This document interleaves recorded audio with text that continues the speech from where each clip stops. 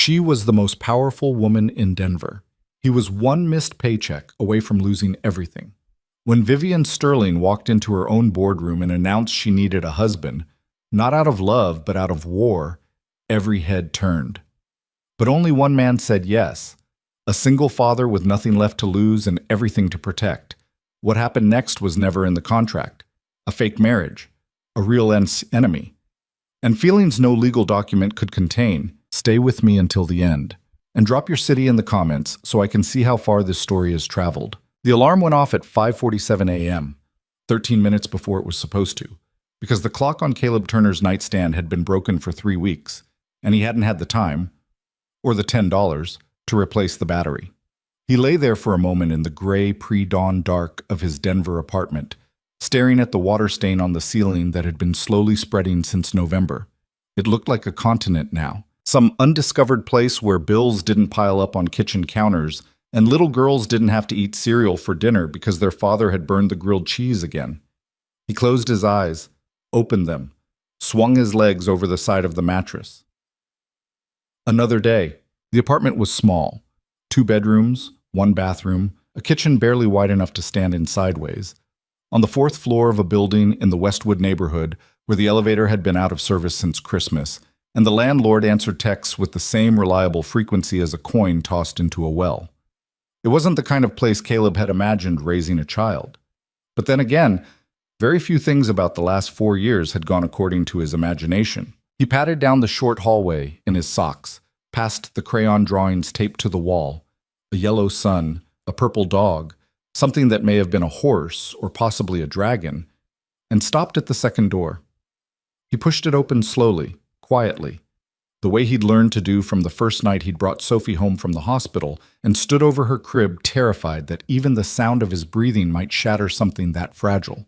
She was still asleep. Sophie Turner, 6 years old, with her mother's dark curls spread across the pillow and her father's stubborn little frown even in sleep, one arm wrapped around a stuffed rabbit named Gerald, who had lost both button eyes and one ear and was loved more ferociously for it. She was the most complete thing in Caleb's life, the one part of it that made absolute, unquestionable sense. He watched her breathe for a moment, the way he always did. Then he pulled the door closed and went to make coffee. Bum. The coffee maker sputtered. The grounds were 2 weeks old and the result tasted like warm disappointment, but Caleb drank it standing at the kitchen counter with the stack of envelopes in front of him. He did this every morning, the ritual of looking directly at the disaster so it couldn't sneak up on him. Medical bill from Sophie's ear infection in October, $340, interest accruing. Credit card, $2,100, minimum payment overdue. Electricity, past due, second notice. Rent, due in 11 days. He set the envelopes down and pressed his palms flat against the counter, breathed through his nose. He made $58,000 a year as a mid-level marketing strategist at Sterling Dynamics, which sounded reasonable until you subtracted Denver's cost of living, Sophie's after-school care, the car payment, the insurance, the debt, from the 2 years he'd spent trying to keep a marriage alive that had wanted to die since its 2nd anniversary. His ex-wife, Dana, had left when Sophie was 14 months old. Not dramatically, not with a scene, but quietly and completely, the way water finds a crack in a foundation and simply disappears through it. She sent birthday cards now, occasionally. That was the shape of it. Caleb had been the one who stayed. He didn't resent it. That was the truth. Some mornings he was so bone-tired that he had to remind himself what his own name felt like. But he had never once looked at Sophie and wished she were someone else's problem. She was his. That was the one thing in his life that needed no justification. But the bills were a different story. He had a meeting with his bank's loan officer next Thursday, and he already knew how it would go. He'd sit across from a polite man in a beige office and be told, gently but firmly, that his debt-to-income ratio made him a poor candidate for the consolidation loan he'd applied for. He would nod and thank the man and walk out into the cold Colorado morning with absolutely no plan. He rinsed his coffee cup, got dressed in the dark, and went to wake his daughter. Oh, Sterling Dynamics occupied the top 6 floors of a glass tower on 17th Street in downtown Denver, and on a clear morning, which most Colorado mornings were, You could see the entire Front Range from the executive level. The Rockies stretched across the horizon like a promise the landscape made to itself, blue and white and impossibly permanent. Caleb had worked there for 3 years and had never once been to the executive level. His desk was on the 31st floor, in an open-plan office that smelled permanently of someone else's lunch and the faint chemical undertone of new carpet that had been installed 18 months ago and still somehow smelled new. He managed digital content strategy for a portfolio of mid-tier clients, hotel chains, regional retailers, a medical device company in Colorado Springs, and he was good at it in the quiet, competent way that meant he was never praised and never fired. His colleague and closest work friend, Marcus Webb, appeared at the edge of his desk at 8:43, carrying 2 coffees from the cart in the lobby. "You look like you slept in a dumpster," Marcus said, setting 1 cup down. "I slept fine," Caleb said. "In a very comfortable dumpster, then." Marcus dropped into the empty chair beside the desk and studied him. "What's actually going on?" "Bank meeting next Thursday." Marcus winced. "The loan?" "They're going to say no." "You don't know that." "Marcus." Caleb looked at him levelly. "You've met me." Marcus had the decency not to argue. They'd been friends since Caleb's first week at Sterling Dynamics, bonded initially over a shared contempt for a particular client's insistence on using the phrase synergistic paradigm shift unironically, and sustained over 3 years of bad office coffee and honest conversation. Marcus knew the shape of Caleb's life, not all of it, but enough. "What are you going to do?" Marcus asked. "I have no idea," Caleb said, and turned back to his screen. Well, he didn't think about it again until 11:15 when his desk phone rang.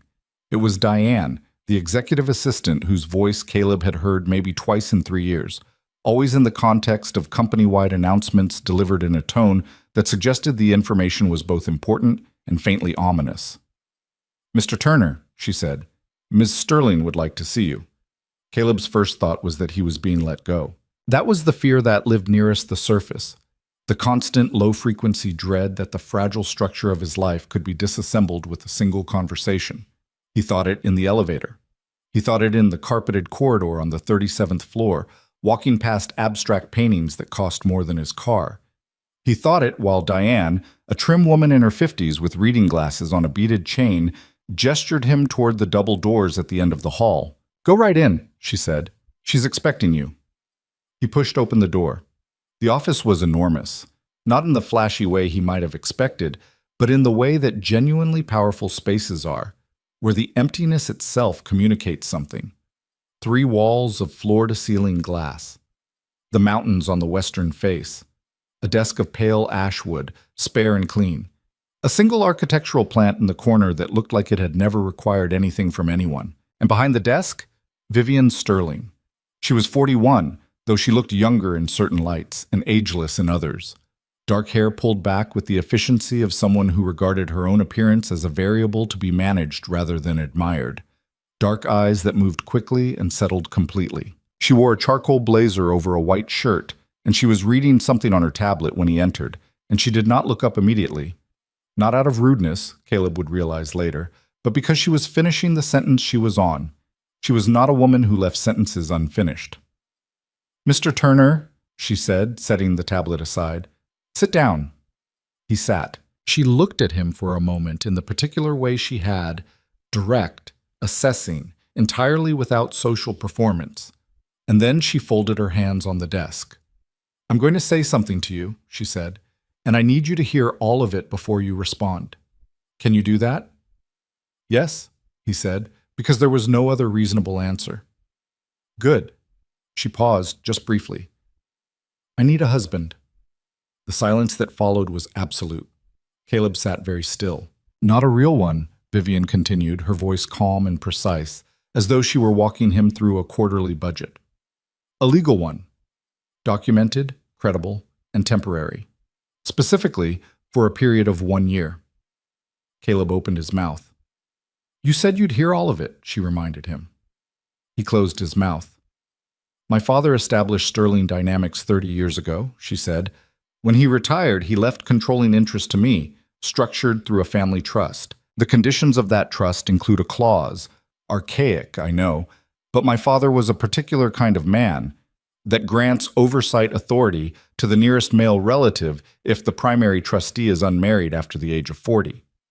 She said it without any visible emotion, but something moved very briefly across her expression, a tightening at the corners of her eyes, and then it was gone. My brother Damien has been aware of this clause for years. He's been waiting. My 40th birthday was 8 months ago. The trust's annual review takes place in 43 days. Caleb did the math. So if you're still unmarried in 43 days, Damien gains oversight authority over the trust, which gives him effective control of the company's board appointments and acquisition decisions. Within 2 years, possibly less, he would restructure Sterling Dynamics in ways that would be catastrophic for its employees, its clients, and its long-term viability.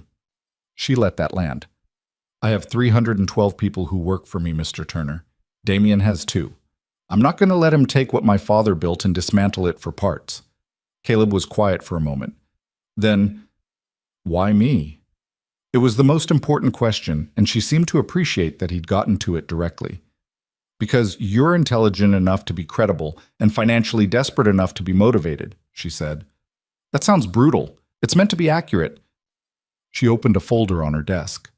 I know about the debt, the overdue bills, the bank meeting next Thursday, which I suspect you already know won't go the way you need it to. I know about your daughter, Sophie, and I know that your primary concern in your current situation is her stability and her future. The mention of Sophie's name sent something cold through him. Not threatening. Vivian's tone carried no threat, but disorienting. He was a man whose life had always been observed from a careful distance, and the precision with which this woman had mapped its contents was startling. You had me looked into, he said. I had several candidates looked into, she said. You were the most suitable. What does suitable mean? It means you're honest, you're not easily rattled, and you have a genuine reason to need what I'm offering. People who can be paid off without consequence tend to be unreliable. People who are protecting something they love tend to hold their commitments. She said it matter-of-factly, but the observation was unexpectedly perceptive, and Caleb was quiet for a moment, absorbing it. What are you offering? He asked. She turned the folder toward him. The number at the top of the first page was large enough that Caleb had to read it twice to be certain he wasn't misreading it. 6 figures. All of his debt paid in full within 30 days of signing. A lump sum payment at the end of the year, structured as a legal settlement, large enough to give Sophie a college fund, a security cushion, and Caleb the ability to get out of the apartment in Westwood and into something that wasn't held together with expired patience. In exchange, Vivian said, you will legally marry me. You'll move into my residence. In public, at family events and corporate functions, we will present a convincing picture of a legitimate marriage. In private, we will live separate lives within the same space with clear boundaries and mutual respect. Caleb looked up from the folder. You've thought about this a long time. Since my birthday, she said. I don't move quickly, I move correctly. What if someone figures it out? My brother will attempt to. Others may be skeptical. Our job is to be more convincing than their doubt. Caleb set the folder back on the desk. He looked out at the mountains for a moment, at the permanent, indifferent beauty of them, and thought about Sophie eating cereal for dinner, thought about the water stain spreading like an undiscovered continent, thought about next Thursday's meeting and the polite carpeted beige room where a man would tell him no. I need 24 hours, he said. You have 12, Vivian said. I have a meeting in Tokyo tomorrow evening, and I need this resolved before I land. He stood. She stood. They looked at each other across the pale ash desk. Why did you think I'd say yes? He asked. She considered the question seriously. I didn't know if you would, she said.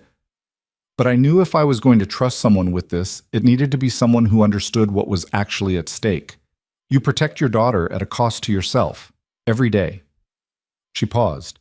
People who do that understand what it means to keep a promise. Caleb walked out of her office with a folder full of numbers and a proposition that should have been easy to refuse.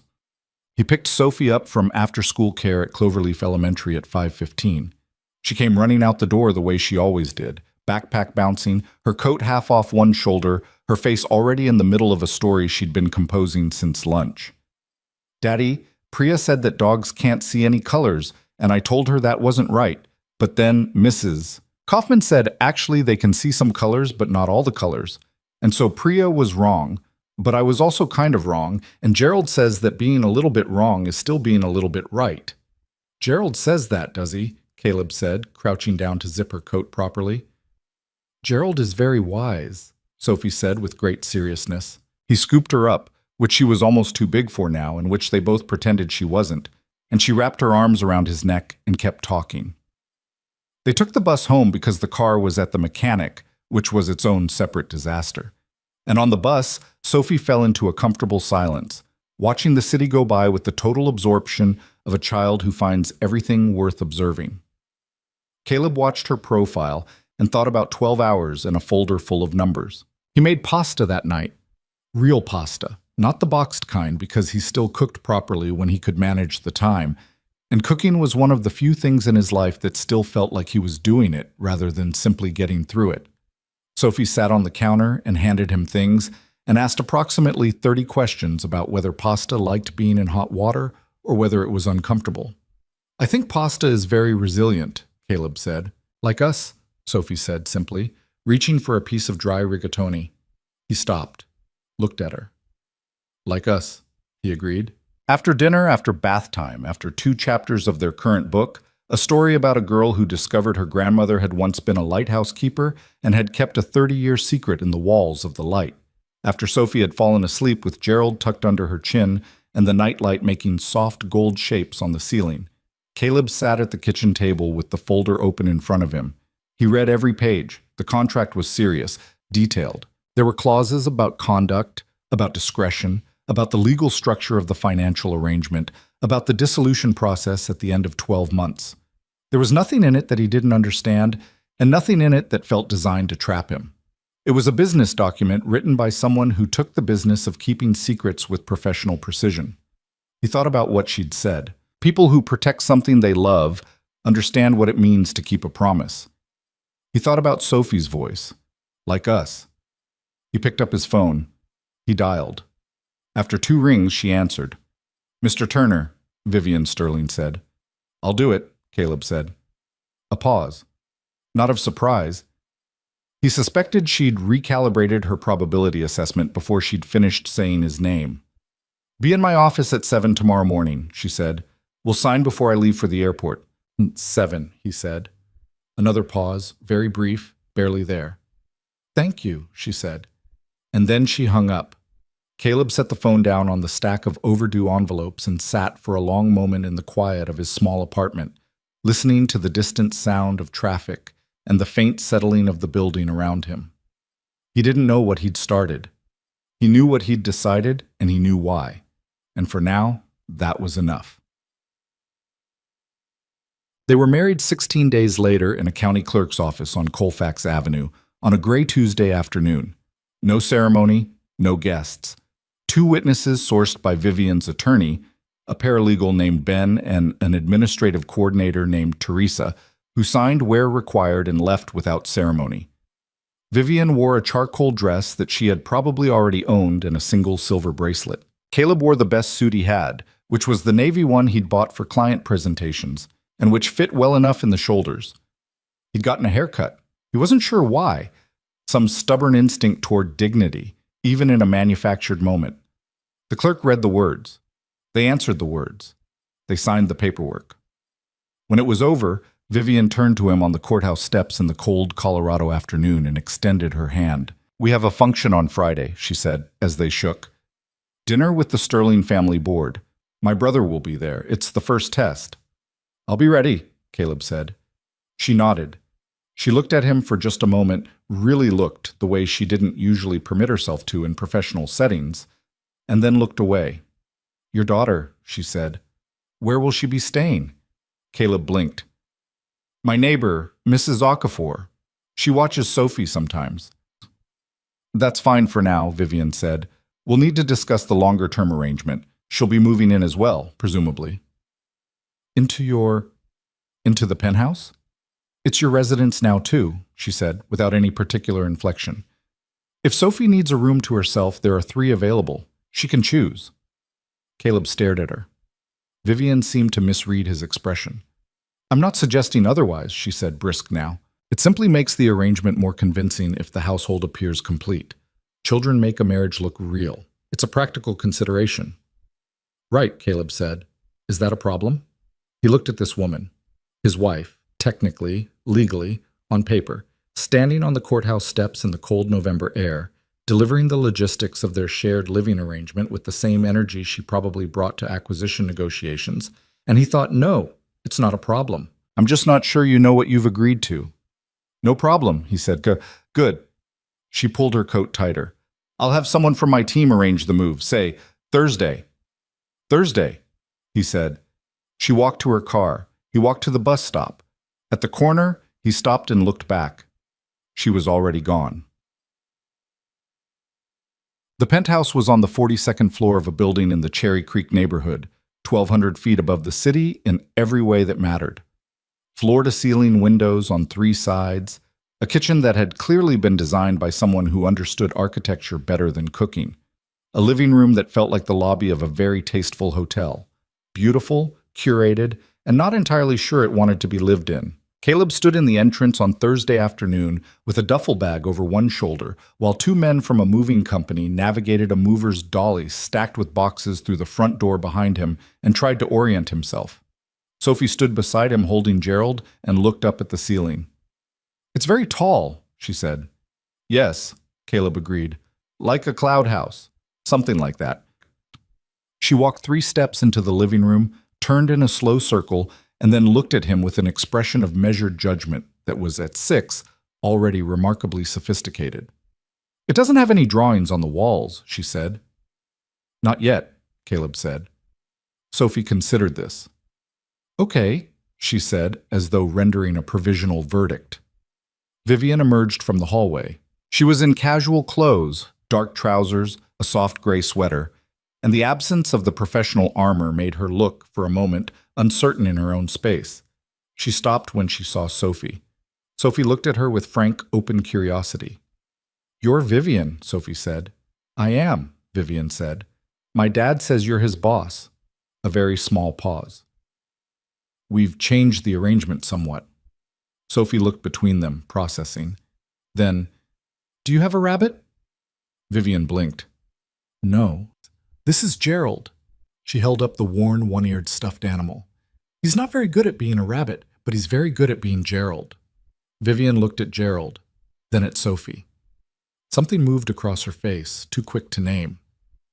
He sounds versatile, she said. Sophie appeared to approve of this answer.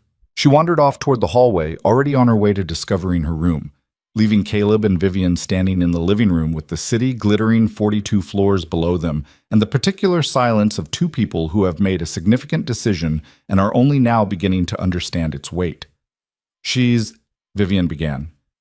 Yeah, Caleb said. I wasn't going to say anything negative. I know, sorry. He shifted the duffel bag on his shoulder. She's the best thing I've ever done, and I'm aware she's a lot to absorb. She's direct, Vivian said, and something in her tone suggested this was not a criticism. That she is. He looked around at the quiet, perfect space. I'll try to keep things.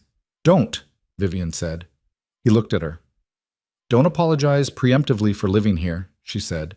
It makes the arrangement feel smaller than it is. We're both adjusting. That's fine. It was, Caleb thought, a remarkably gracious thing to say, and she said it in a tone that kept it from sounding like a concession. Okay, he said. Your room is the second door on the left, she said. Sophie's is the third. If she wants different colors on the walls, we can do that. The building has a maintenance team. She was already walking back toward the hallway. Vivian, he said. She stopped. Thank you, he said, for the room, for all of it. She stood with her back to him for just a moment.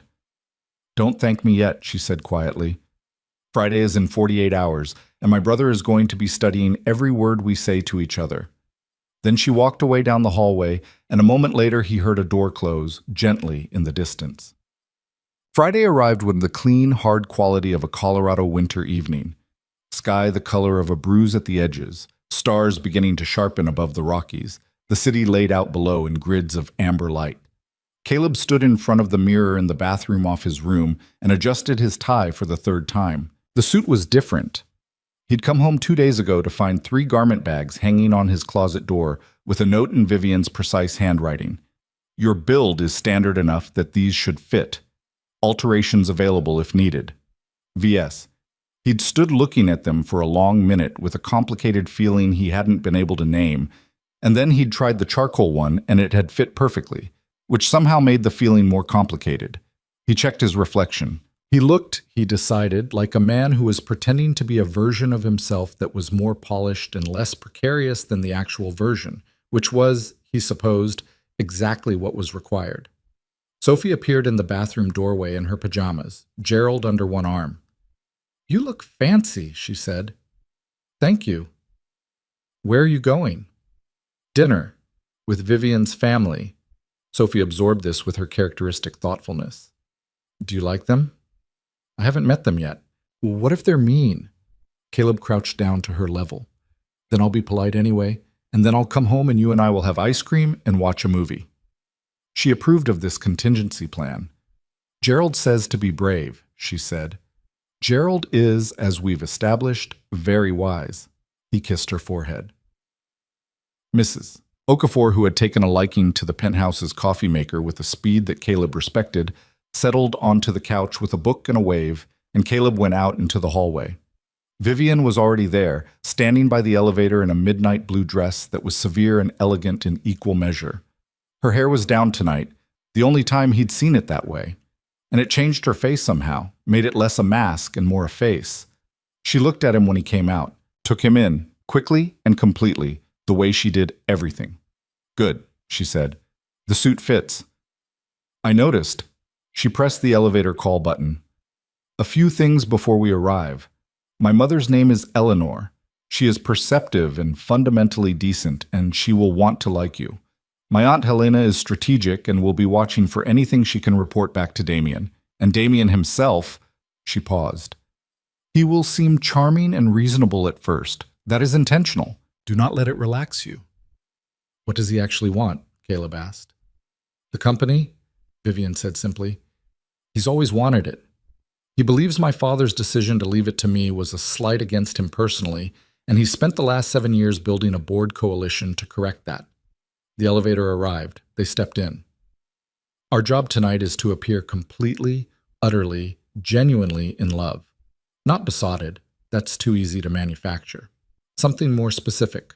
Comfort. History. The small vocabulary that develops between two people who have actually shared a life. Caleb thought about that. What does that look like practically? He asked. She considered. You might touch my hand when you're agreeing with something I've said.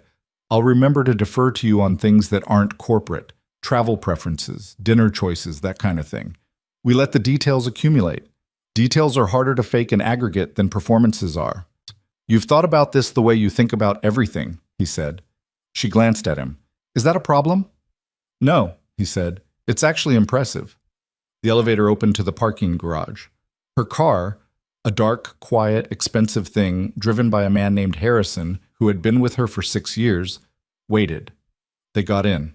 As the car moved through the Denver streets, Caleb looked out the window at the city going by, and Vivian looked straight ahead, and between them was the particular silence of two strangers who had agreed, for separate and genuine reasons, to pretend to be something they weren't yet.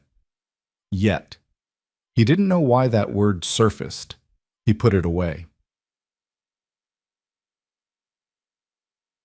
The Sterling family home was not the word home would typically suggest. It was a house in the old money way of houses. Substantial, confident, settled into its landscape grounds and hilltop, with the proprietary ease of a building that had never questioned its right to exist. Warm light from tall windows, a circular drive, a housekeeper at the door who had been there so long she greeted Vivian by first name. Ms. Vivian, the woman said, everyone's in the sitting room. Thank you, Margaret. And then, with the quietest of adjustments, a thing Caleb would not have noticed if he hadn't been paying close attention, Vivian moved half a step closer to him as they walked in. It was subtle. It was deliberate. And it was his first lesson in how she did this, not with sweeping gestures, but with millimeters, with the granularity of someone who understood that truth lives in small things. He adjusted accordingly, kept his pace close to hers, let his hand brush hers briefly as they reached the sitting room threshold. Not quite holding, not quite not. The room was full. Eleanor Sterling, 70s, silver-haired, with Vivian's eyes and considerably more warmth in them, rose from her chair immediately. There she is. And then her gaze moved to Caleb, and something in her face opened with what seemed like genuine curiosity and genuine hope. "And this must be Caleb," she said, taking his hands in both of hers. "I've been looking forward to this considerably." "Mrs. Sterling," he said, "it's a real pleasure." "Eleanor," she insisted, and her grip was firm and her smile was real, and he liked her immediately. Aunt Helena, 60s, impeccably assembled, offered a cheek and an appraising look from cold, bright eyes. "Caleb, what an interesting choice." Vivian's expression didn't flicker. "The best ones usually are," she said, and took Caleb's arm.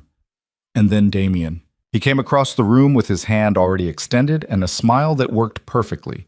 Warm, open, the right amount of surprised delight, as though he were genuinely pleased to meet the man his sister had married.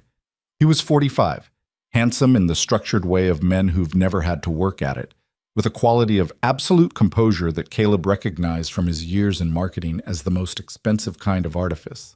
"Caleb Turner," Damien said, pumping his hand. "I've heard so little about you, which I understand entirely.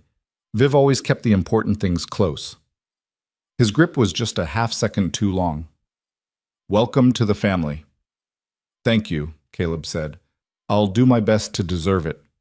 Damien laughed, a sound like perfectly oiled hinges. "I'm sure you will." His eyes moved to his sister. "You look beautiful, Viv. Marriage suits you."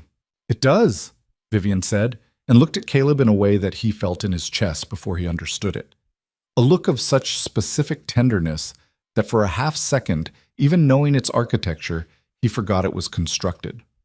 He looked back at her, and let whatever was honest in his expression come forward, the recognition of a woman working incredibly hard under an enormous pressure, with grace, with precision, with something underneath it all that hadn't been in any contract. "You do," he said quietly. "You look... yeah, you do." Eleanor Sterling made a sound that was almost a laugh and almost a sigh. Damien's smile held. His eyes did not change at all. Dinner was a performance staged in a dining room with 12-foot ceilings and ancestral oil paintings that all seemed to be observing the table with mild disappointment. Caleb ate and answered questions and let the meal accumulate around him. The casual interrogations wrapped in civilized linen, the way Damien steered every third question toward Caleb's career history, his financial background, his life before Vivian, as though running a slow scan for the weakness he was certain must be there. Caleb answered truthfully where he could and vaguely where he couldn't, and he watched Vivian beside him manage the entire table like a chess player managing 12 pieces simultaneously, never absent from the conversation long enough to be suspicious, never present in it so entirely that she looked nervous. At one point, she reached across and straightened his tie slightly. A small, entirely natural thing. The kind of thing a woman who'd been with a man long enough would do without thinking about it. He caught her hand briefly as she withdrew it, held it for just a moment on the tablecloth. She looked at him. He let go. Across the table, Helena watched them both. Damien refilled his wine glass and smiled at nothing. In the car on the way home, the city sliding by in amber and black, Caleb and Vivian sat in the quiet for a long time. "That went well," he finally said. "Helena will report back to Damien that she's skeptical," Vivian said. "She always is. That's expected." She was looking out the window. "Damien himself." "He's good," Caleb said. "Yes. But he's already decided we're lying. That makes people sloppy eventually." She turned to look at him. Something had shifted in her expression. The professional shudder was still there, but less so. Less tightly drawn. "You were very good tonight," she said. It sounded briefly like something she hadn't planned to say. "So were you," he said. "That's required of me." "It's not easy," he said. "Don't qualify it." She looked at him for another moment, then turned back to the window. "My mother liked you," she said. "I liked her." "She thinks you're real," Vivian said, and then, quieter. "She's not wrong that something about you is." He didn't answer that. He didn't know what answer it needed. They rode the rest of the way in silence, but it was a different kind of silence than the one they'd started with. Something had been introduced into the air between them that hadn't been there before. Something too provisional to name, too present to ignore. The elevator rose in the dark building. They stepped out into the penthouse corridor. The city glittered through the windows, indifferent and gorgeous. "Thank you," Vivian said at the point in the hall where their rooms diverged. "For tonight." "We're in this together," Caleb said. She nodded, turned toward her door. "Vivian," he said. She stopped. "What we're protecting," he said. "It's worth protecting, both of our things." She stood with her back to him for a moment in the dim corridor, her hand at her side, not quite a fist, not quite open. "Yes," she said. "It is." And she went inside. Caleb stood in the hallway for a moment longer, listening to the city 42 floors below, and the quiet breathing of the apartment, and somewhere down the hall, the soft sounds of his daughter sleeping. He'd said yes to a contract. He hadn't known, then, what he was also saying yes to. He was beginning to understand that there were some agreements the paperwork never fully covered, the ones made in the small spaces between what two people say and what they actually mean, in the moments that happen after the document is signed and the formal performance is put away for the night. Those agreements, the ones neither of them had prepared for. 3 weeks into the arrangement, Caleb discovered that living with Vivian Sterling was nothing like working for her, and everything like studying a language he hadn't known existed. She woke at 5:15 every morning without an alarm. He knew this because the apartment had a particular quality of silence that changed when she moved through it. Not louder, precisely, but differently textured, as though the space itself adjusted to her presence. By the time he was up at 6:30, there would be coffee already made, the good kind, from the machine on the counter that had more buttons than his old car's dashboard, and Vivian would be at the kitchen table with her tablet and 3 separate windows open, already an hour deep into her day. She never offered him the coffee. She never didn't make enough. It was simply there every morning in the way that certain courtesies become invisible when they're consistent, the shape of a consideration that refused to announce itself. He noticed it on the 4th morning. "You make enough for 2, he said, pouring himself a cup. She didn't look up from her tablet. "The machine makes a full carafe regardless." "You could make a half." A pause. "I could," she agreed, and returned to reading. He sat across the table from her, and they existed in the same space in a silence that was not comfortable exactly, but was not uncomfortable either. It was something more specific than both. The silence of two people learning the dimensions of each other's presence without yet knowing what to do with the information.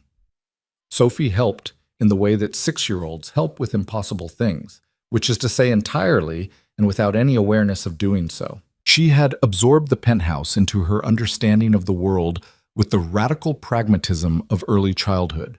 It was large, it had a very good bathtub, and one of the windows in her room faced east and caught the morning light in a way that she had declared, after her first sunrise there, to be the best thing. She had arranged Gerald on the windowsill to watch it every morning.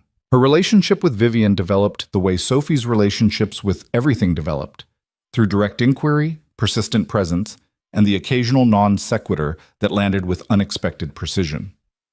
"Do you know how to braid hair?" Sophie asked Vivian one Saturday morning, appearing at her office door with a brush and an expression of pure hope. Vivian looked up from her laptop. "I know the mechanics of it. Daddy can only do one kind and it gets lumpy." "It does get lumpy," Caleb agreed from the hallway, without shame. Vivian looked at Sophie for a moment, that quick, complete assessment, and then she set the laptop aside. "Come here," she said. Caleb stood in the doorway and watched Vivian Sterling, CEO of a $300 million company, sit on the edge of her desk chair with his daughter cross-legged on the floor between her knees, and work through Sophie's dark curls with a focus that looked, from where he was standing, almost like tenderness. Almost. The set of her jaw, the careful way her fingers moved, it was the same expression she wore in board meetings, he realized. Total concentration. Whatever she turned her attention to, she gave it entirely. Sophie bore the process with great patience and kept up a running commentary on Gerald's opinions about Saturday mornings. "He thinks Saturday should have a different color than the rest of the week," Sophie said. "What color does he propose?" Vivian asked. "Orange. but not a loud orange, a quiet one. A reasonable position, Vivian said. Sophie turned her head slightly to look up at her, which disrupted the braid and made Vivian catch it without irritation. You don't talk like other grown-ups, Sophie observed. How do other grown-ups talk? Like they're trying to make you feel better. You just talk. A beat of silence. Is that bad? Vivian asked, and there was something in the question, almost imperceptible, that wasn't rhetorical. No, Sophie said. I like it. Gerald likes it too. He says most people are noisy on the inside. Vivian's hand stilled for just a moment in Sophie's hair. Gerald, she said, is an extraordinarily perceptive rabbit. Caleb had turned away before either of them could see his face. Awesome. The public performances continued. Corporate dinners, a charity auction in the third week of December, a Sterling family holiday gathering that required 4 hours of sustained performance in a house full of people who were watching with varying degrees of subtlety. Each event was preceded by a briefing. Vivian at the kitchen table with her notes, Caleb across from her with his coffee, the two of them running through the evening's particular challenges with the brisk efficiency of people preparing for a presentation rather than a party. The auction tonight includes 3 of my board members, she told him one Thursday evening.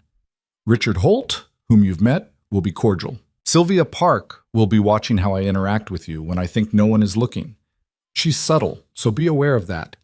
And James Whitmore is Damien's closest ally on the board and will report anything that strikes him as useful.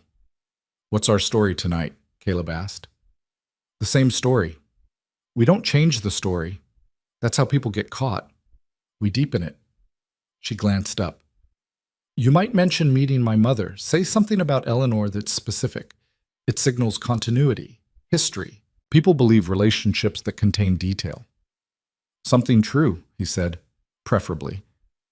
Then I'll say she told me about the summer you spent in Lisbon at 15 and came back speaking Portuguese with a Lisbon accent so precise that your father's business contacts thought you were native. He paused. That's what she told me at dinner. I found it. He chose the word carefully. Illuminating. Vivian looked at him. Her expression didn't change, but something shifted behind it. She told you that, she said. Over dessert. She was very fond of the story. A pause. I was a strange child, Vivian said. I absorbed things too completely. She said it like it was a gift, Caleb said. Vivian returned to her notes, but the line of her shoulders had shifted just fractionally, like a door not quite closed. The auction was a success. Sylvia Park found no gaps in the performance. James Whitmore was charming and noted nothing he could use. And at the end of the evening, in the back of Harrison's car, Vivian leaned her head back against the seat and closed her eyes, and the professional mask went down completely for the first time in public adjacent space, and she looked, for that window of perhaps 45 seconds, not like a CEO or a strategist or a woman at war with her own family's structure, but simply like someone who was tired. Caleb looked at her and said nothing. She didn't open her eyes. You're not going to say anything, she said.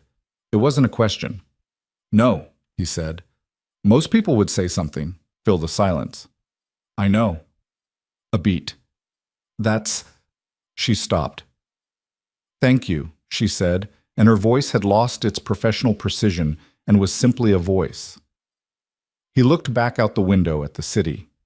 You did well tonight, he said. We did well, she corrected quietly, without opening her eyes. He let that stand. December folded into itself and the holidays arrived. Caleb had always liked Christmas more for Sophie's sake than his own, though there was a part of him that responded to the lights and the particular quality of Denver's cold air in December, dry and sharp and clean, with something that remembered being a child. He and Sophie had their rituals, the tree chosen from the lot on Morrison Road, the ornaments that included a ceramic star she'd made in kindergarten and a brass reindeer that had belonged to his mother and a paper chain that Sophie remade every year because she considered the previous year's chain to be retired, not replaced. He wasn't sure, setting up the tree in the corner of the penthouse living room, how any of this would interact with Vivian's world. The living room had never, he suspected, contained a paper chain. Sophie had a strong opinion about tree placement and communicated it in terms that admitted no negotiation. Caleb moved the tree 3 times. On the 4th position, Sophie pronounced it correct. Gerald was placed on a nearby shelf with a view.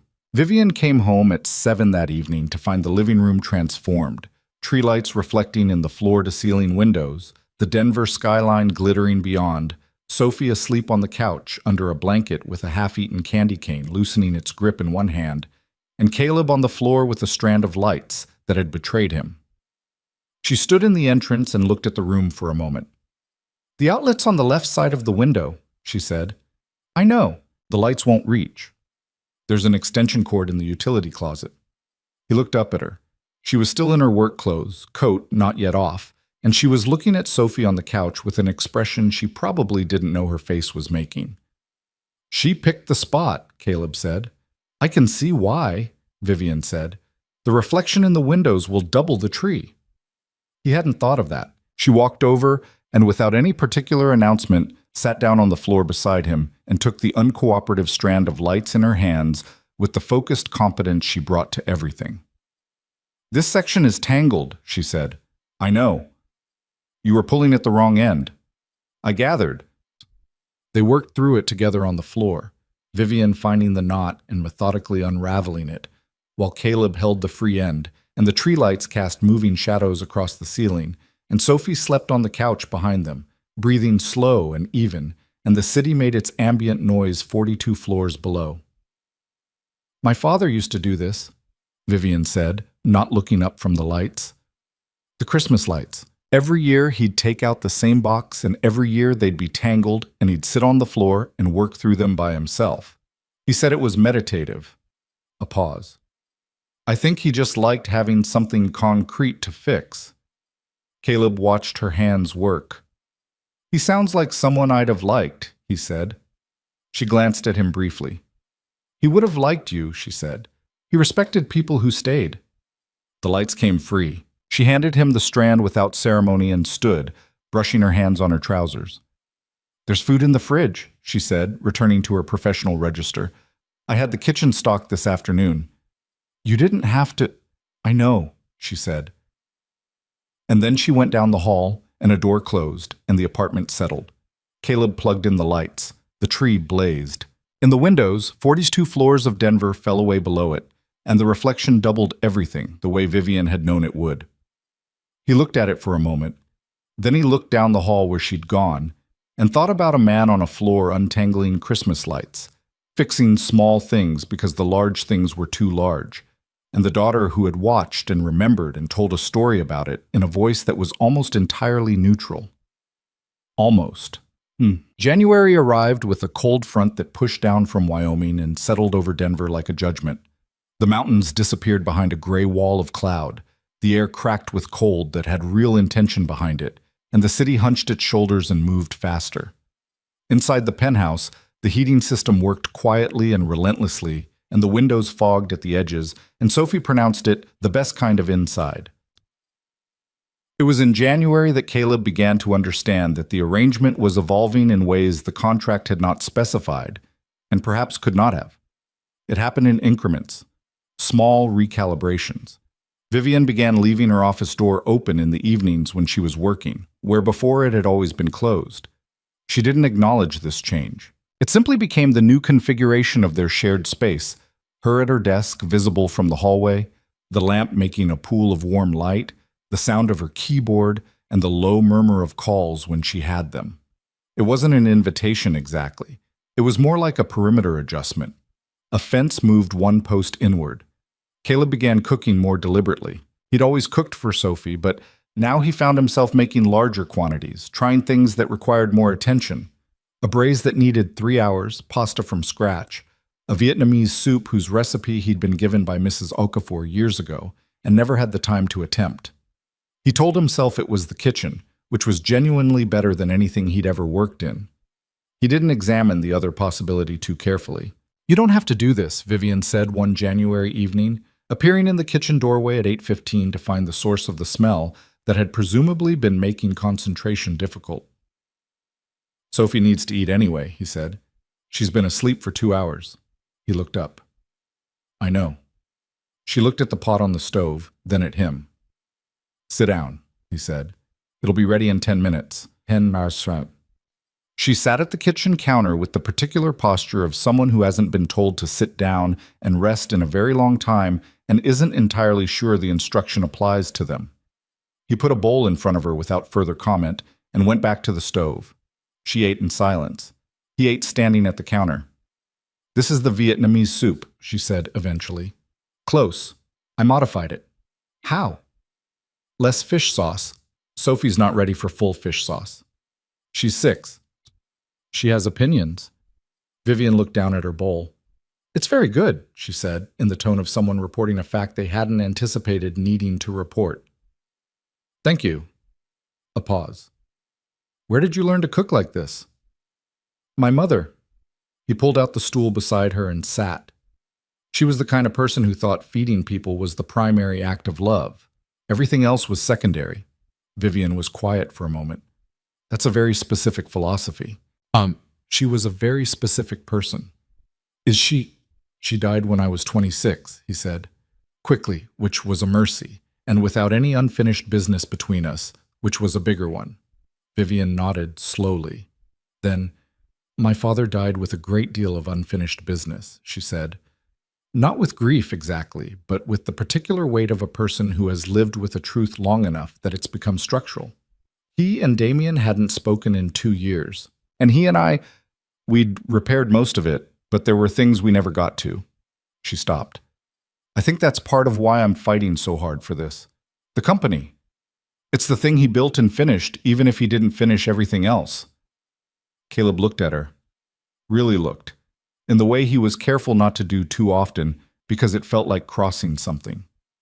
"That makes sense," he said. "Does it?" "You're completing it for him," he said. "Because he can't." She held his gaze for a moment, then looked down at her bowl. "I don't usually talk about this," she said. "I know." "Then why—" She stopped. "Because you said it," he said gently, "and because I think you meant to." She was quiet for a long time. The kitchen hummed around them, the city silent beyond the fogged windows. "I have a board call at 7 tomorrow," she said finally. Her retreat back into the professional register was smooth, practiced, almost invisible. "But thank you. For dinner." "Any time," he said. She took her bowl to the sink, rinsed it without being asked, and set it in the rack with the precision she brought to everything. Then she paused at the kitchen doorway. "Caleb," she said. He looked up.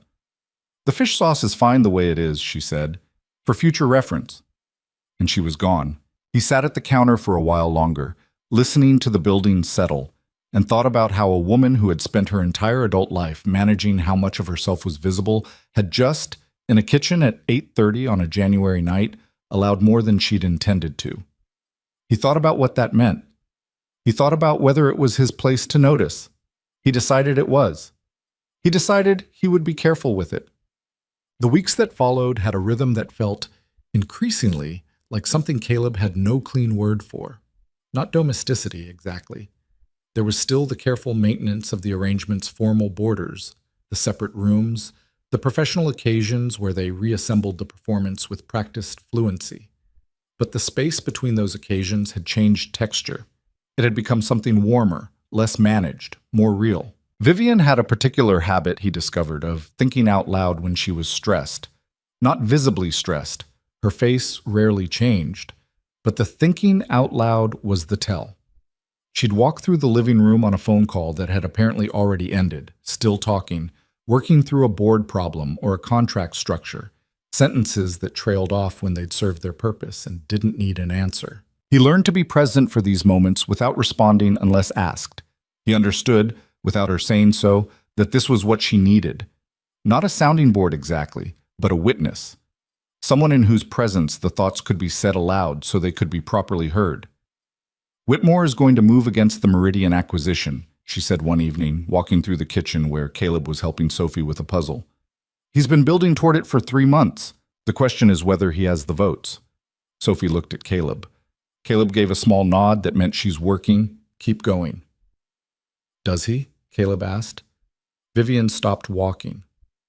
"Possibly. Not certainly." She stood in the kitchen doorway with her hand on the frame. If I restructure the financing, the acquisition looks less aggressive and Whitmore loses his main argument. But restructuring takes time I might not have before the February meeting. What's the February meeting? The trust review. She said it in the way someone says the name of an approaching storm. Damien's formal opportunity. How much time do you have? 22 days. Sophie had stopped working on the puzzle and was looking between them with the alert attention of a child who can't follow the content but understands perfectly that the room has weight in it. Can I help with something? She asked Vivian. Vivian blinked, resurfacing. She looked at Sophie. With the puzzle? Or with the other thing, Sophie said. I'm good at finding pieces that go in the middle. Something shifted in Vivian's expression. That thing Caleb had seen a handful of times now. The thing that moved too quickly to catch fully. The middle pieces, Vivian said, and she came and sat at the kitchen table across from Sophie and the puzzle, which was a 500-piece landscape of a mountain lake, are the hardest. Everything looks similar. You have to look for the tiny differences, Sophie said, already searching. Like this one has a little dark bit on the edge, see? That means it goes here. She pressed it into place with satisfaction. Daddy says the middle is always the hardest part of anything. Your father, Vivian said, glancing at Caleb with an expression he couldn't quite read, is frequently correct. Don't tell him that, Sophie said seriously. He'll get a big head. Sophie, Caleb said. Gerald agrees, Sophie said. Vivian laughed. It was a real laugh, not the social, managed version Caleb had heard at corporate dinners, but an actual, involuntary thing, surprised out of her, quick and genuine. She caught it almost immediately, but not before it had happened, not before Caleb had seen it. He turned back to the dishes in the sink and smiled privately at the window. Damien Sterling did not disappear during these weeks. He appeared at the margins with the patient, territorial persistence of someone who has staked a claim and is simply waiting for the landscape to shift in his favor. There was a lunch, Vivian's obligatory monthly meal with her brother at a restaurant in Lodo that was the kind of place where everyone knows everyone else and every table is slightly too close together. Caleb came because not coming would have been conspicuous. They sat across from Damien, who was polished and cordial, and asked Caleb, over his sea bass, about his work at Sterling Dynamics with the particular curiosity of a man whose interest is never what it appears to be. Marketing strategy, right? Damien said. Mid-level. That's right, Caleb said. Interesting that Viv hired you before you were married, before she knew... He gestured vaguely. Before all this. We met at a conference, Vivian said without missing a beat. It was part of the story they'd built together. Credible, detailed, unverifiable. 2 years ago, he was presenting on brand repositioning for regional markets. And you fell in love over brand repositioning, Damien smiled. I fell in interest, Vivian said. Love came later. It usually does. It usually does, Damien agreed and turned to Caleb. And you? When did you know it was serious? Caleb looked at Vivian. She was watching him with that perfectly composed expression, waiting, trusting, and underneath the composure something else, something that might have been tension or might have been something else entirely. When I saw how she was with difficult things, Caleb said, not the big things, the small ones, the way she handles what's hard and doesn't complain about it. He held Damien's gaze. That's when you know someone, not when everything's going well. Damien studied him. The smile stayed in place, but his eyes moved over Caleb's face with a different quality, still searching, but finding less purchase than he'd expected. How romantic, he said. It's just true, Caleb said. Under the table, Vivian's hand found his. She pressed it once, briefly, and released it. He didn't think it was for Damien's benefit. He thought she just did it. He didn't move his hand away. Outside the restaurant afterward, on the cold January sidewalk, they walked half a block before Vivian said quietly, That was good. Which part? When you knew it was serious. She said it without looking at him. That was very good. He was quiet for a moment. It wasn't entirely a lie, he said. She glanced at him then. A quick lateral thing, there and gone. I know, she said. They walked the rest of the block to the car without speaking, and this time the silence had a new quality. Not the silence of strangers or colleagues or two people navigating the mechanics of a mutual arrangement, but something closer to the silence of two people standing at the edge of a question they haven't yet decided to ask out loud.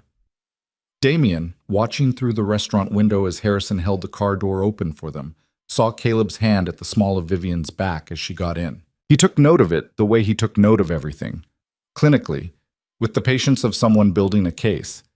He wasn't worried yet. He would begin to worry soon. What?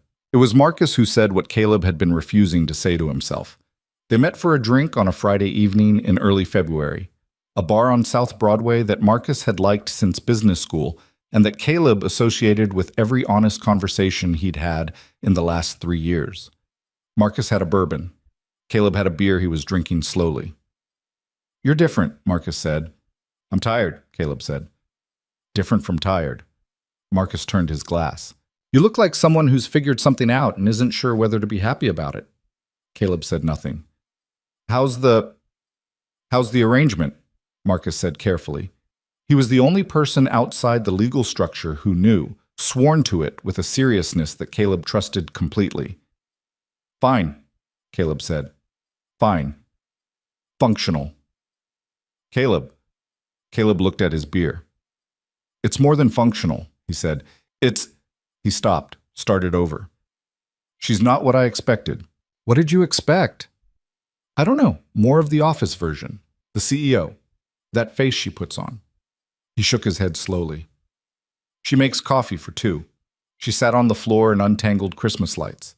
She laughed at something Sophie said and then she looked startled, like she'd forgotten she could do that." Marcus was quiet for a moment.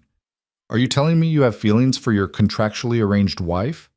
"I'm telling you it's complicated." "That's the same sentence."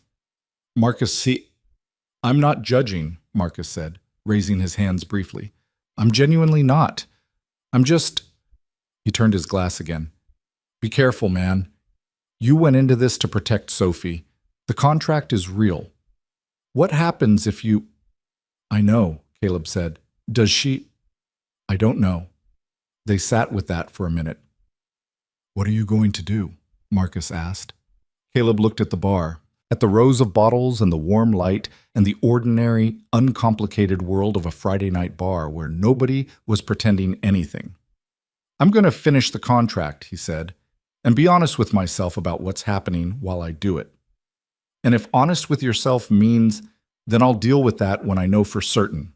Marcus nodded slowly. "You always were the most patient guy I knew," he said, annoyingly so. "It's a survival skill," Caleb said, and finished his beer. Surviving it, however, was becoming harder than he'd accounted for. The problem, the genuine, irreducible problem, was proximity. Not physical, though that had its own complications in a shared apartment where the space between their rooms was 40 feet of carpeted hallway. The proximity that was difficult was the daily, accumulated kind. The sharing of mornings and evenings and in-between times, the learning of another person's habits and rhythms and preferences, the small negotiations of cohabitation that, performed daily over weeks, build something whether you intend them to or not. Vivian took her tea without sugar, but with a specific honey that came from a beekeeper in Boulder, and which she ordered monthly. She ran in the building's gym at 9 on weekend mornings, and came back with her composure down, and her hair loose and a quality to her that Caleb had difficulty looking at directly. She read obsessively. History, economics, occasionally novels that she placed face down when she was interrupted as though they were classified documents. She was better at sitting with silence than anyone he'd ever met, and she was underneath the whole controlled surface of her, fundamentally, quietly kind, in ways she seemed not to notice or register as kindness, which made it more convincing. On a Thursday in mid-February, 8 days before the trust review, Caleb came home to find the apartment empty. Sophie was at a school event.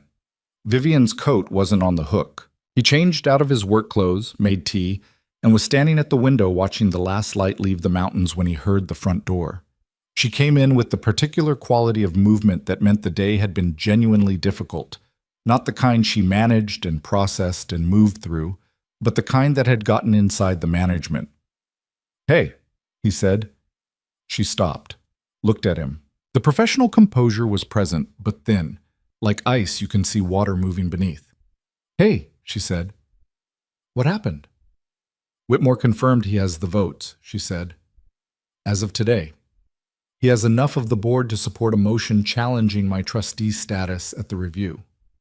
She set her bag down. "Which means if there's any crack in the marriage, any evidence Damien can bring to that table, Whitmore moves immediately." Caleb set down his tea. "How solid is Damien's case?" "He has suspicions and a timeline." She sat on the couch, which was unusual. She sat on the couch almost never, reserving it for deliberate social evenings. "What he doesn't have yet is proof." She looked at her hands. "He'll be looking for it at the family dinner on Saturday, the Sterling estate. We'll be staying overnight," she said. "The whole family. 3 generations under one roof, which is its own particular experience, and Damien will be watching every moment." "Then we'll be ready," Caleb said. She looked at him. In the last of the mountain light coming through the windows, she looked, for a moment, very young and very tired and very alone, in the way that people who are competent at everything are always alone because their competence prevents the world from seeing the cost of it. "I'm asking a great deal of you," she said. It came out stripped of its usual architecture. He picked up his tea and walked over to the couch and sat beside her. Near, not beside exactly with the proper distance maintained, but near in the way that nearness itself communicates something. "You're not asking anything I didn't agree to," he said.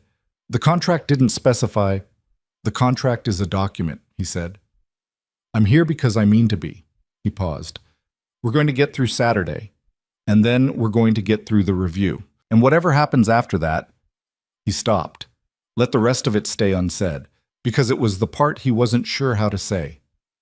She looked at him for a long moment.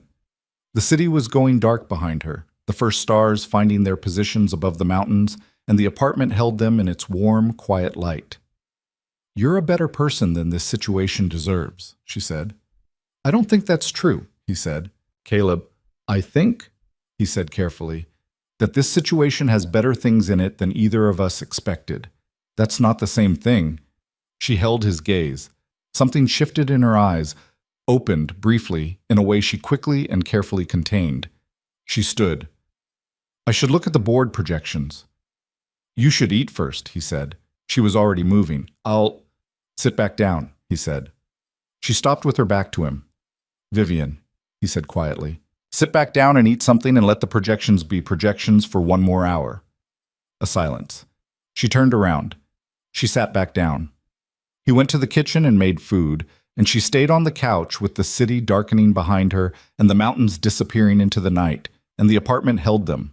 And between them the arrangement continued its slow, private metamorphosis into something neither contract nor caution had anticipated. Saturday was 8 days away. Neither of them knew yet what Saturday would cost them or what it would give. The Sterling estate in the hours before a family gathering had a particular atmosphere that Vivian had spent 30 years learning to navigate, the quiet before it that was never actually quiet, layered instead with the precise, practiced movements of a household assembling itself for performance.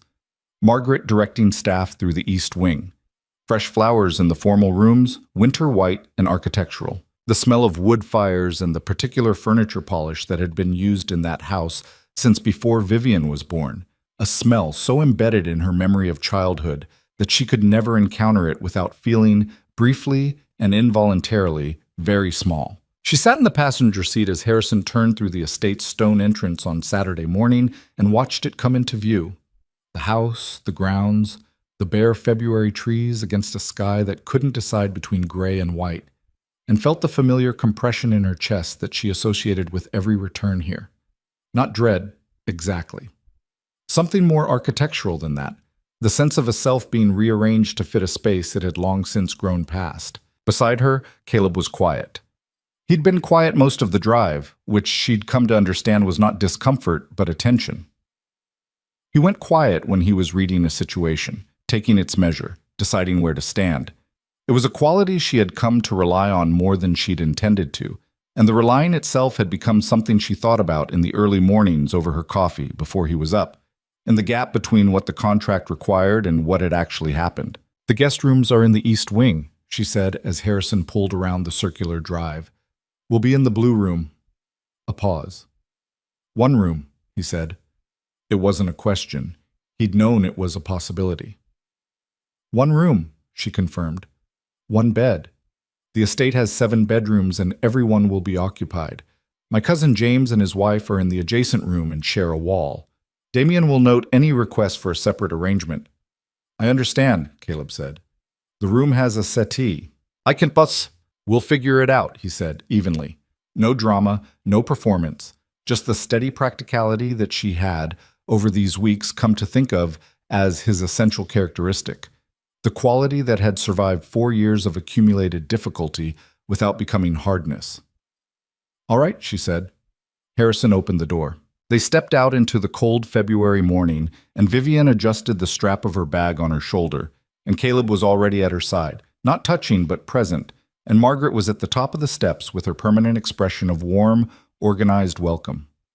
Miss Vivian, Mr. Turner, come in, come in. The house received them. Eleanor Sterling was in the morning room with tea and a book she set aside the moment they appeared, rising with a warmth that reorganized the whole room.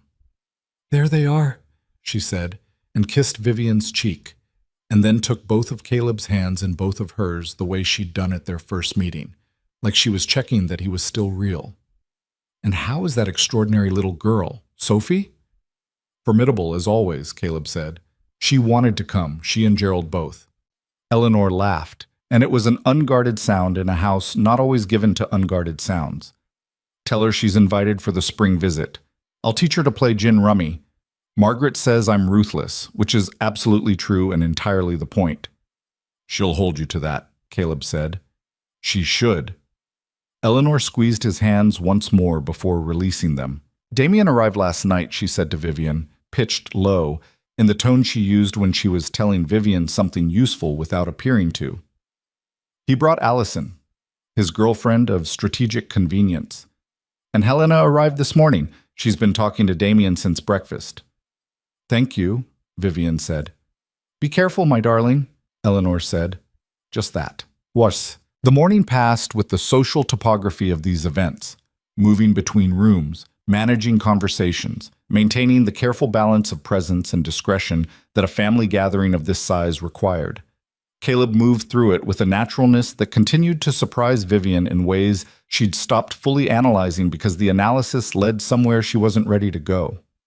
He remembered names. He asked questions that were genuine rather than performative, and listened to the answers. And there was something about the quality of his attention, the actual unhurried interest he brought to whoever he was talking to, that disarmed people before they decided whether to be disarmed. Vivian watched her cousin Margaret's husband, a reserved man named Peter, who'd never warmed to anyone at these gatherings in 15 years of attendance, spend 20 minutes in conversation with Caleb about sustainable architecture, and come away from it visibly lighter. Your husband is very easy to talk to, Peter told her at lunch. Yes, she said. He is. Damien, across the dining table, noted the exchange and said nothing. The afternoon was worse. Damien engineered a game of billiards that put him and Caleb alone together in the billiards room for 40 minutes, while the women gathered in the sitting room, and Vivian sat with her tea and felt the distance between herself and that room like a current she couldn't see. She trusted Caleb. She understood this as she sat there. She trusted him in the specific, considered way that you trust something that has proven itself rather than the provisional way that precedes proof. But trust and anxiety coexisted without resolution. Because Damien was very good and the stakes were very high, and 40 minutes was a long time. When Caleb reappeared in the doorway of the sitting room, he met her eyes first, and the almost imperceptible steadiness in his expression released something in her chest that she categorized as relief and did not look at too closely. Your husband tells me you two met at a conference in Phoenix, Damien said from behind him, comfortable, carrying his billiards cue loosely. He has a very specific memory of the moment. He usually does, Vivian said. He said you were the only person in the room who wasn't trying to be noticed. Damien set the cue against the wall and picked up his drink. And that struck him as either very confident or very self-contained, and he needed to know which. The room was quiet. Vivian looked at Caleb. He looked back at her with an expression that was perfectly composed, and underneath it, something that was neither performance nor construction. Both, Vivian said.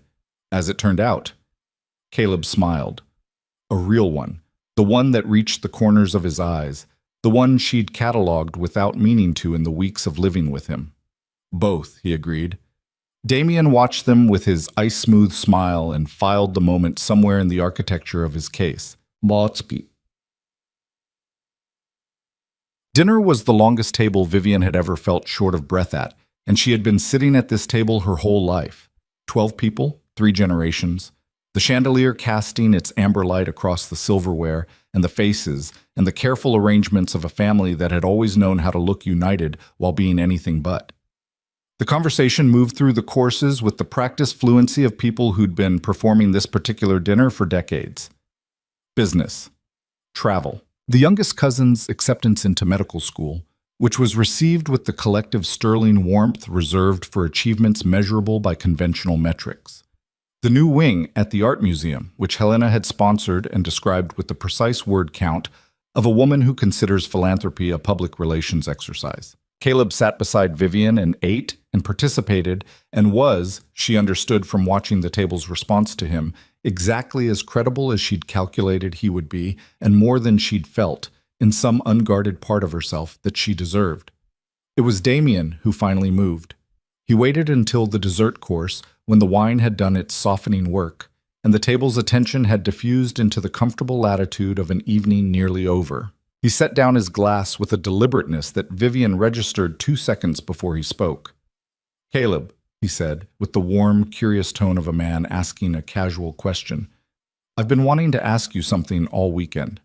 The table's ambient conversation didn't stop, but it thinned. "Of course," Caleb said. "You and Vivian married 2 months ago? 3? 11 weeks, Caleb said. 11 weeks. Quite fast, for 2 people who'd known each other. How long was it? A year? 14 months, Vivian said. 14 months.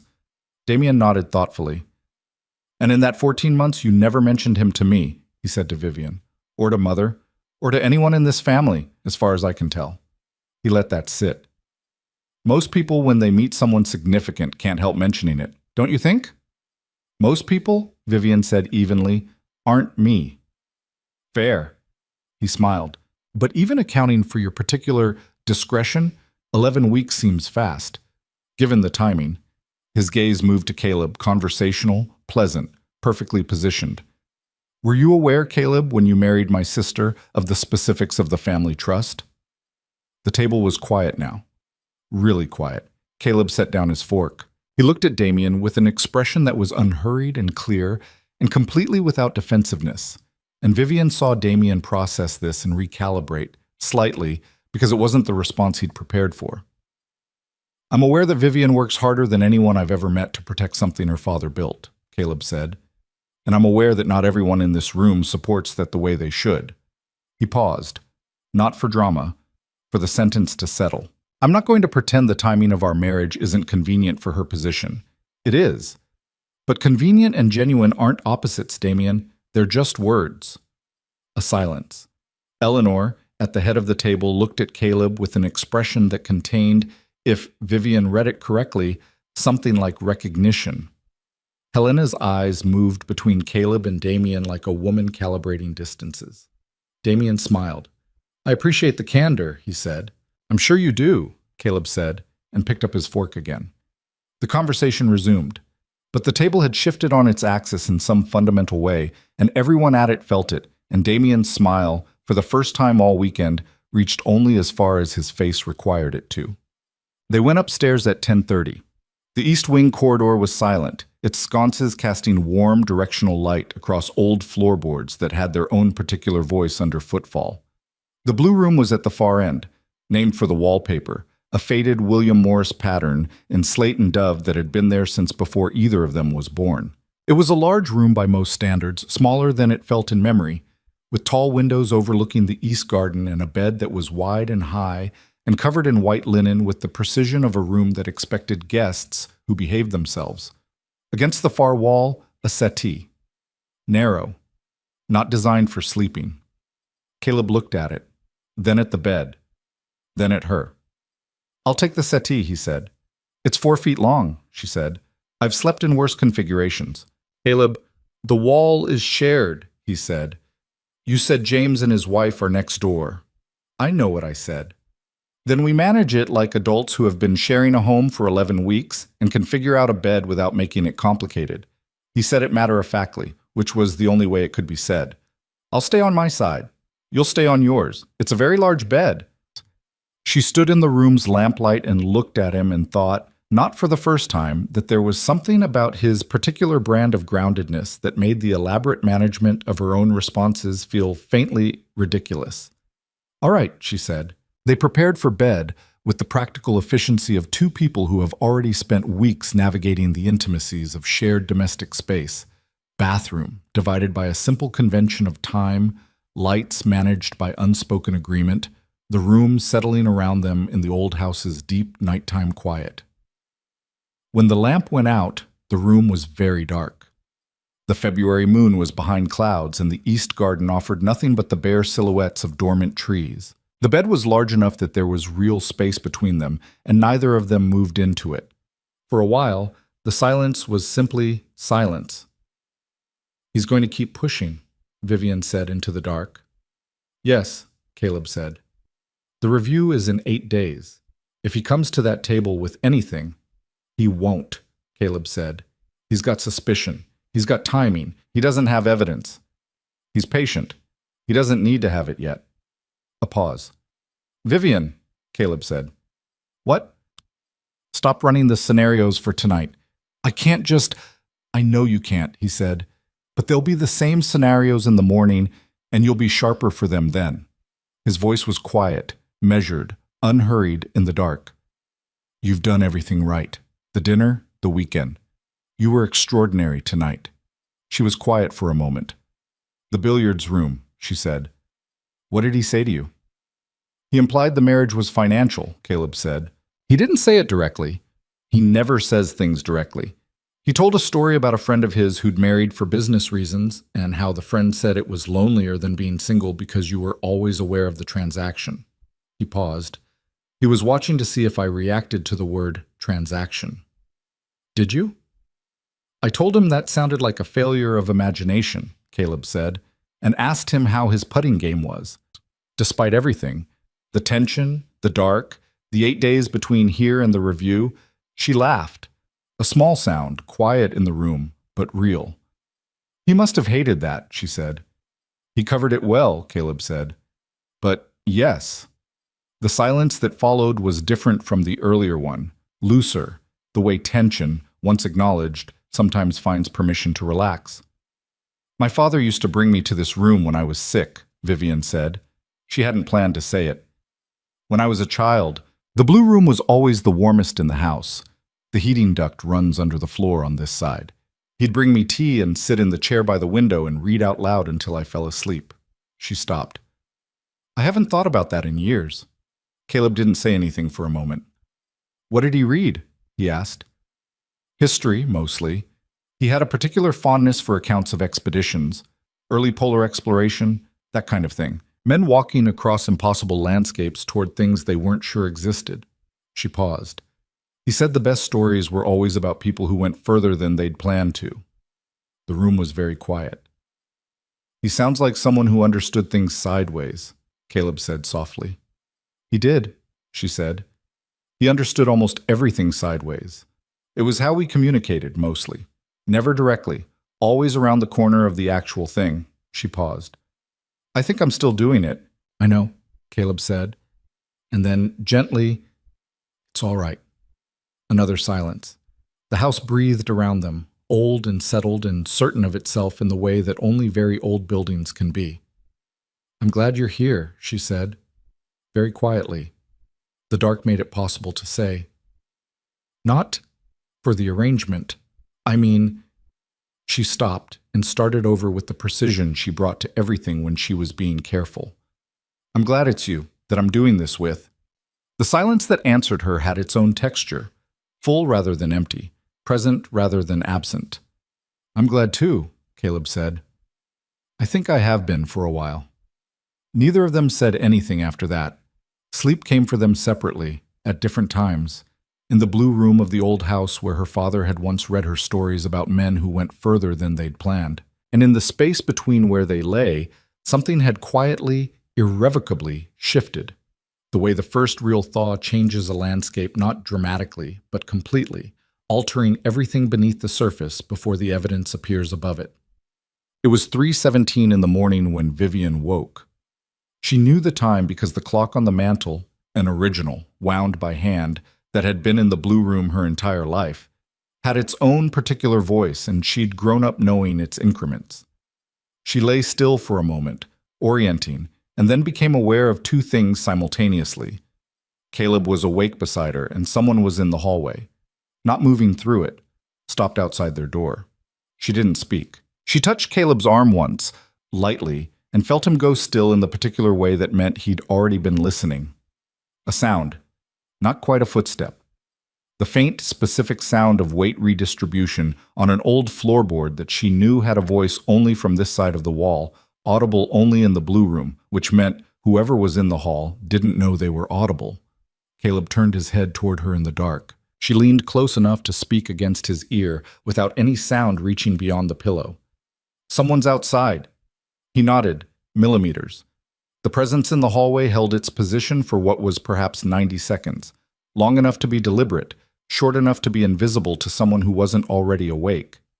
Then the floorboard spoke its other note, the one for movement resuming, and the sound tracked down the corridor toward the main staircase and disappeared. Vivian lay still for a long moment after it was gone. "Damien doesn't do his own reconnaissance," she said into the silence. "No," Caleb agreed. "He doesn't." She sat up slowly in the dark. Her mind was already moving through it. The possibilities, the implications, the shape of what Damien's surveillance looked like if it extended to physical presence in the estate at 3 in the morning. "He's had someone in the house," she said. "Or he came himself," Caleb said, "which would be unusual for him." "Not if he thought it necessary." She pressed her fingers to her temples. "The family attorney is arriving Monday. If Damien presents evidence at the trust review that the marriage is fraudulent—" "He won't," Caleb said. "Not from tonight." "How can you be certain?" A pause. "Because there's nothing to find," he said. "Whatever he was looking for, he didn't find it. We're two people in a room. What we say to each other in the dark is ours." She looked at him. She could barely see him in the moonless room, just the outline of his face, the white of the pillow, the steadiness of him that was perceptible even in the dark. "He didn't find it," she said slowly, "because there's less to find than he expects. Or—" she stopped. "Or more," Caleb said quietly. "Depending on how you look at it." The word landed between them and didn't dissolve. She was aware of how close they were. She was aware of the house around them, the sleeping family, the 8 remaining days, the weight of everything she was fighting for and had always fought for alone. She was aware of him, the specific particular realness of him, which she had been carefully not being too aware of for weeks, and was now, at 3:17 in the morning after a night that had stripped away every managed layer, unable to continue not noticing. "Caleb," she said. "Yeah," he said, and his voice was very quiet and very certain, as though he'd been waiting for her to say his name in exactly that way. She didn't plan what came next. Planning was the mode she lived in, the structure around which everything in her life had been built, and what happened next required the complete abandonment of it. She reached across the space between them and found his hand in the dark. He turned it and held hers. They sat like that for a moment, just that, just the holding. And then she leaned forward and found his face with her free hand, and he was very still and very present, and she kissed him. Not the performance they'd executed for Damien's benefit, not the careful, constructed version she'd deployed at corporate dinners and family tables. Something else entirely, something that had been building in the interior of these weeks the way weather builds, from conditions that accumulate invisibly until the threshold is crossed and the thing simply becomes. He kissed her back, slowly, with the same unhurried, complete attention he brought to everything, and she understood in that moment why it had undone her incrementally for weeks. The quality of being seen by someone who was in no rush to finish seeing you. When they separated, the room was very quiet. Neither of them spoke for a long time. "That wasn't—" she started. "No," he said softly. It wasn't. The contract doesn't. Vivian, he said, just her name, just the simplest possible form of the word stop. She stopped. I know what the contract says, he said. I also know what just happened, and they're not the same document. She exhaled slowly. This is complicated, she said. Most things worth anything are, he said. She lay back against the pillow. He was still holding her hand and she didn't move it. The clock on the mantel measured out its increments. 3:22, 3:23, and the house held them in the dark, and the February moon finally found a gap in the clouds and sent a thin line of cold light across the floorboards. 8 days, she said. 8 days, he agreed. And then we know where we stand, he said. All of it. She closed her eyes. Sleep, when it came back, was deeper than before. The kind that comes after something has been released rather than managed. She was still holding his hand when the clock struck 4. Morning arrived gray and cold and absolute. The estate assembled itself around them as it always had. Margaret's quiet efficiency, the smell of breakfast from the kitchen, the sound of the house's population finding its way toward coffee, and conversation with the particular dishevelment of people who've slept in unfamiliar rooms. Vivian was dressed and composed and at the breakfast table by 7:30. Caleb appeared at 7:40, and if there was anything in his face that the night had made visible, she couldn't read it, which was both reassuring and, she admitted privately, slightly disappointing. They ate. The family assembled.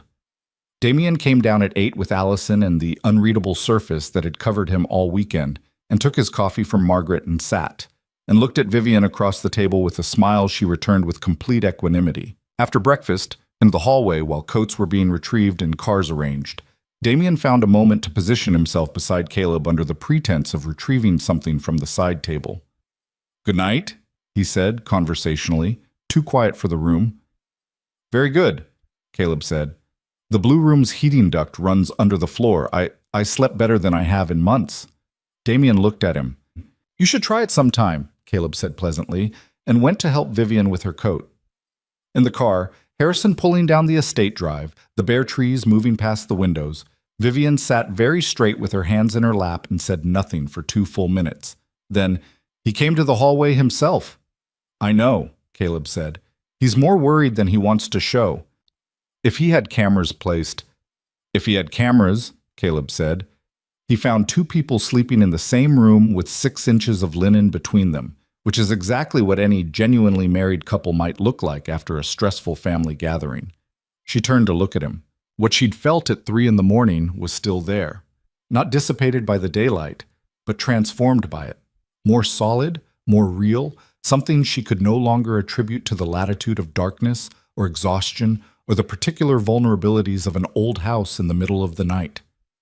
"Last night," she said. "Yes," he said. "I meant it," she said. Not the statement she usually let herself make, stripped of qualification, direct, which for her was the most exposed form of honesty. He looked at her with those steady, unhurried eyes. "I know you did," he said. "So did I." Harrison turned onto the highway.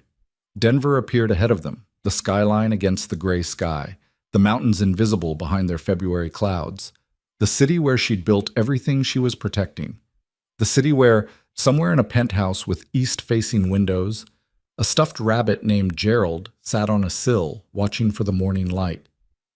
8 days. She had built an entire company on her ability to plan, but she understood, sitting in the back of this car with Caleb Turner, that the thing now living between them had not been planned, could not have been planned, and would require from her something that no plan had ever asked for, the willingness to arrive somewhere without knowing first what she'd find. Her father's voice, reaching back through 30 years. The best stories are always about people who went further than they planned to. 7 days and 22 hours to the trust review. Vivian Sterling looked out at her city, and for the first time in a very long time, let herself not know what came next. The 7 days between the estate and the trust review passed with the particular quality of time that moves too fast and too slow simultaneously. Each day dense with preparation, each night carrying the weight of what had been said in the dark of the blue room, and had not been unsaid in the mornings that followed. They did not talk about it directly. This was not avoidance, or not only avoidance, but something more considered. They were two people who understood, without negotiating it, that the thing between them needed the next 8 days to resolve first before it could be examined in daylight. There was a sequence to things. Vivian had built her life on sequences. Caleb had built his on patience.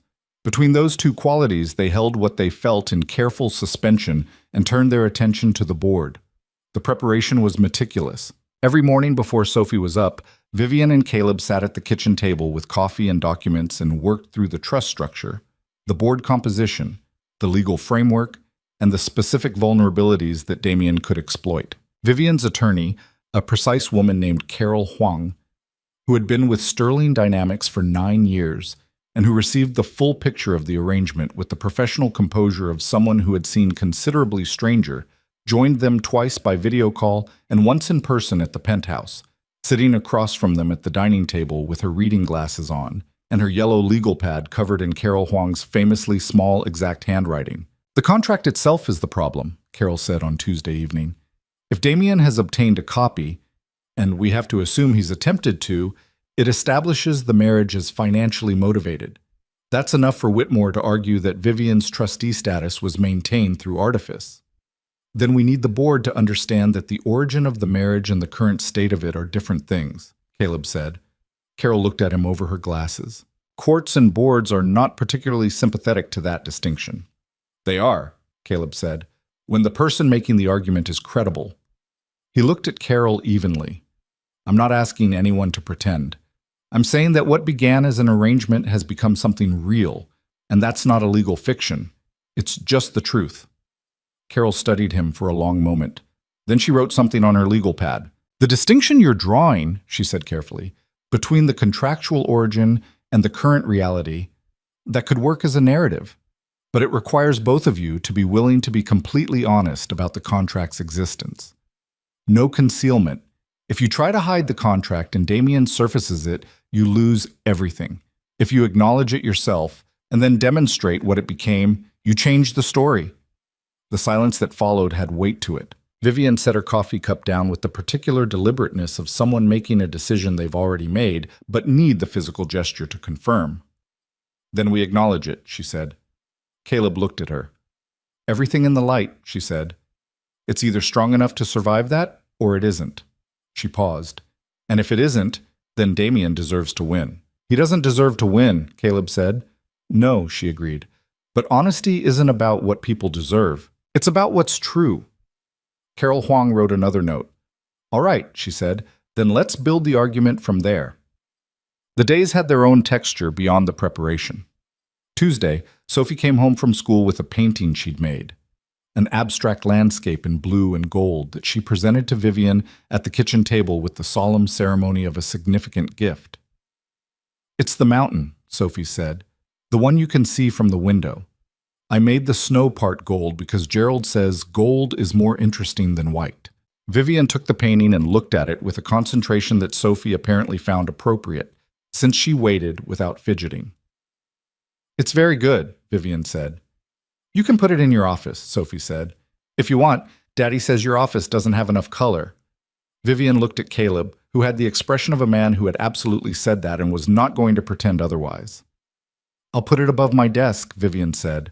Sophie nodded, satisfied, and went to find Gerald. On Thursday, Caleb came home to find Vivian in the kitchen. Actually in the kitchen, not passing through it, standing at the counter with her tablet propped against the backsplash, and a YouTube tutorial playing, attempting, with great focus and moderate success, to make the Vietnamese soup he'd made for her in January. He stood in the doorway for a moment. "The lemongrass goes in earlier," he said. She didn't startle, which meant she'd heard him come in.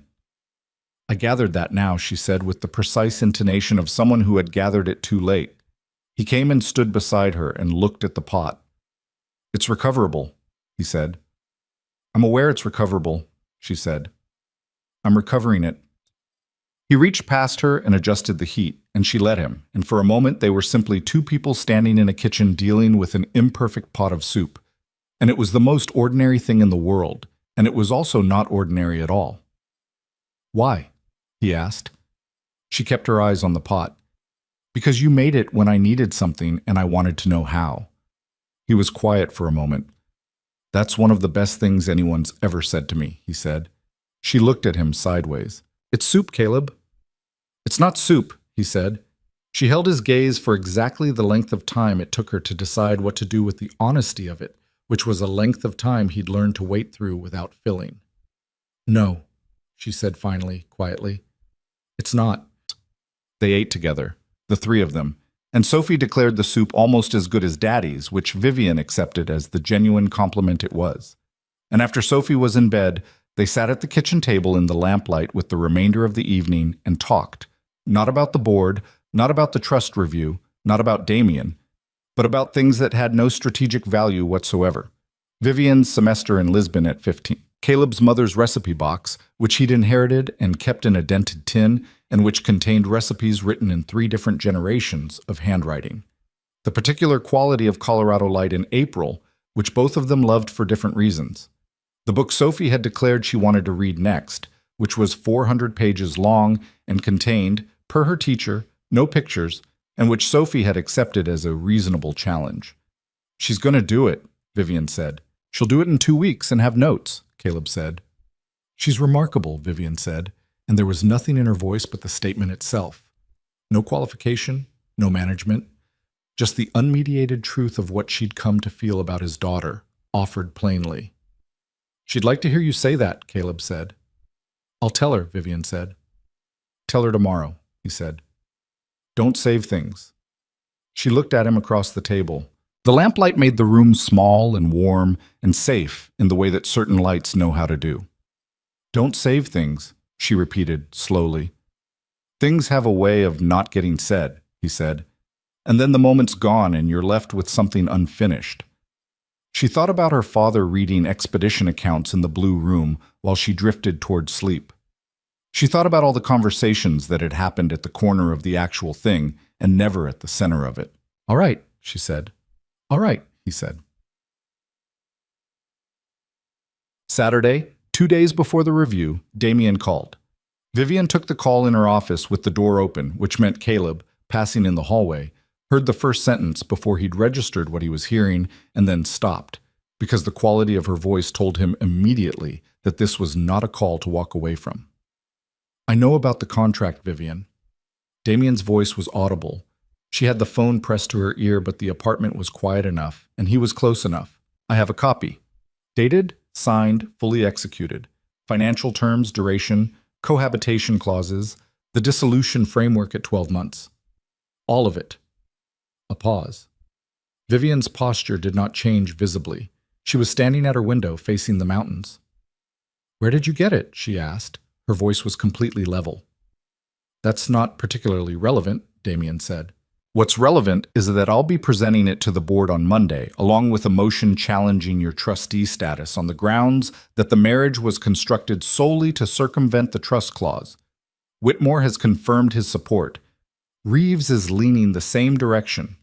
You don't have the votes to survive it, Vivian. A silence.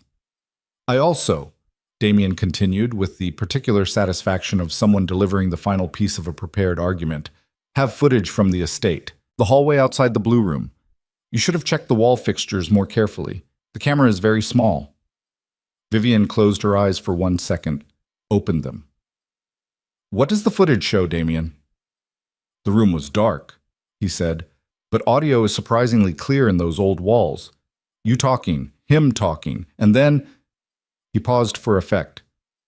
Silence of a particular kind. Caleb in the hallway pressed his back against the wall. Damien, Vivian said. Yes? I'll see you Monday, she said, and ended the call. She stood at the window for a long moment. Then she turned, and Caleb was in the doorway, and they looked at each other with the full understanding of what had just happened laid out between them, plain and unambiguous. You heard, she said. Yes. He has the contract. I know. And audio from the blue room.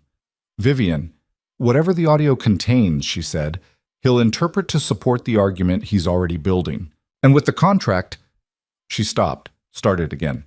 Whitmore has the votes.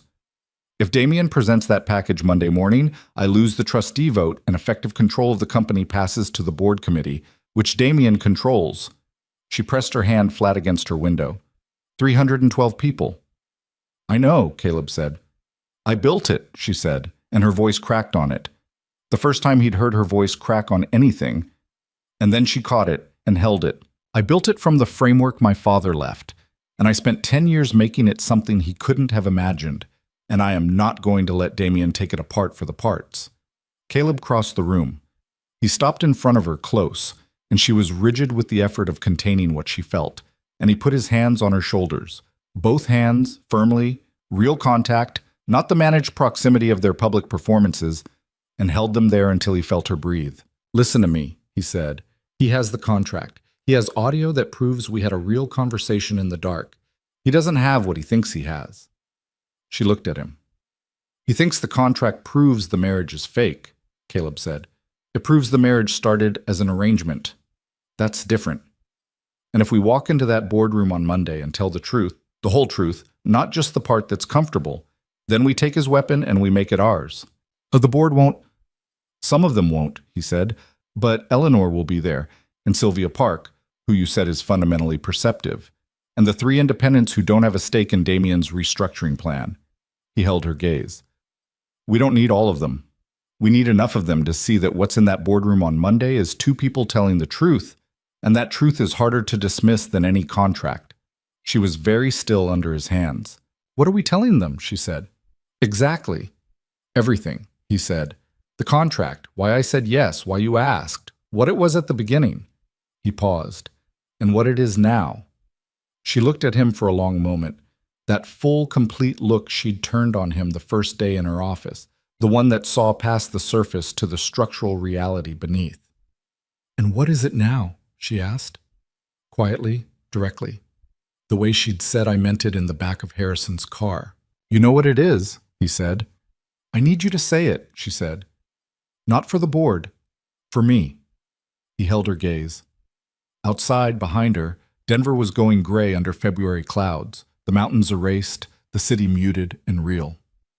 I love you, he said, simply, in the same tone he used for things that were true and didn't need ornamentation. I don't know the exact moment it happened. Somewhere between the Christmas lights and the soup and 3 in the morning in the blue room. But it happened, and it's not something I'm going to be able to unknow. Vivian Sterling, who had managed every significant thing in her life with architecture and planning and the controlled deployment of herself, stood at her office window and let her forehead drop forward until it rested against his. Her eyes closed. I'm not good at this, she said. You're doing fine, he said. I don't have experience. Vivian, he said. You just made Vietnamese soup from a YouTube tutorial because I made it for you when you were tired. You put Sophie's painting above your desk. You said you'd tell her tomorrow. You're doing fine. A breath, 2 breaths. I love you too, she said. It's been... She stopped. For a while, she said. Since January, I think. Maybe earlier. I didn't let myself say it. I know, he said. How did you know? The fish sauce, he said. She made a sound that was more than a breath and less than a laugh. The fish sauce? You told me it was fine the way it was, he said. And then you made the soup yourself to understand how. That's you, Vivian. That's how you love things. You learn them from the inside. She was quiet for a moment. Then she put her arms around him, and he held her. And outside, the February city was gray and cold and indifferent. And in the office, with Sophie's golden blue mountain above the desk, 2 people who had agreed to pretend stood in the truth of what pretending had become. And it was the most solid thing either of them had stood in for a very long time. Sunday was preparation. Carol Huang came at 9 in the morning, and they sat around the dining table for 6 hours and built the argument. And Carol's legal pad filled and was replaced by a second. And Sophie colored at the kitchen table and occasionally brought offerings, a drawing, a piece of fruit, once a highly specific commentary from Gerald on the relative merits of honesty. And the apartment worked, all of it together, in the way it had quietly become a working thing over these weeks. At 4 in the afternoon, Carol set her pen down. I want to be clear about something, she said, looking between Vivian and Caleb. Tomorrow is not guaranteed. Whitmore has the votes he thinks he has, and if 3 of the independents break toward Damien, We lose the motion regardless of how compelling the narrative is. She paused.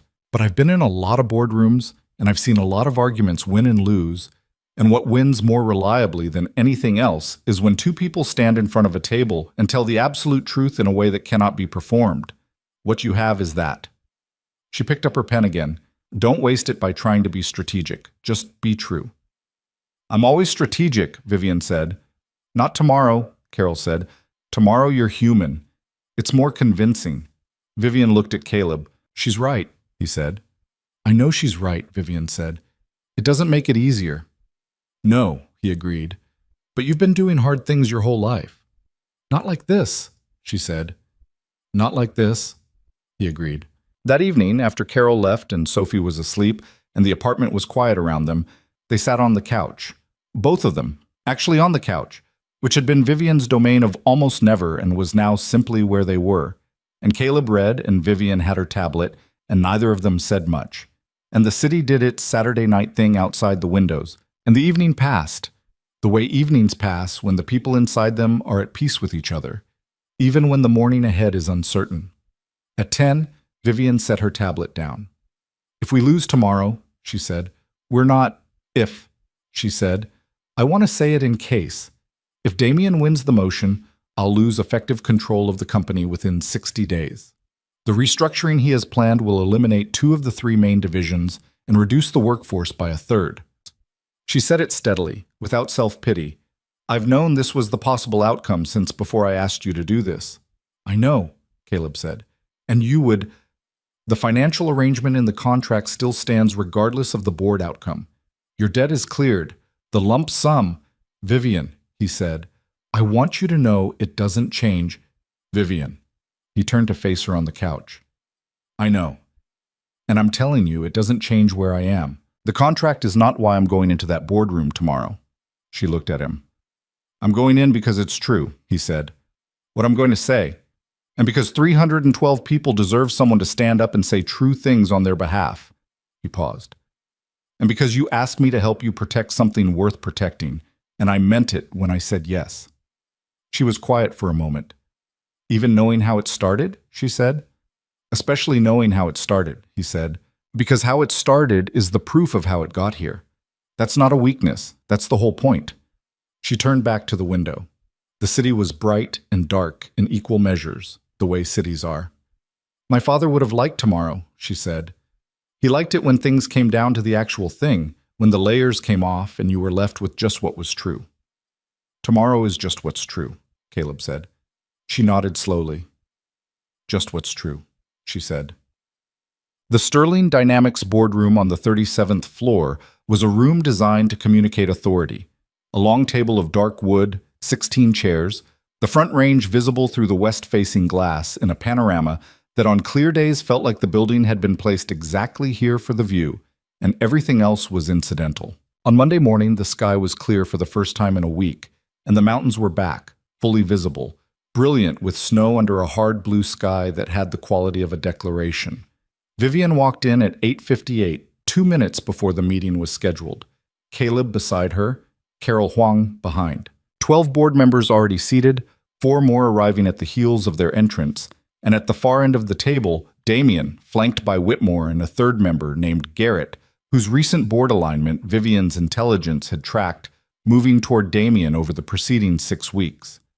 Damien looked at Vivian when she came in.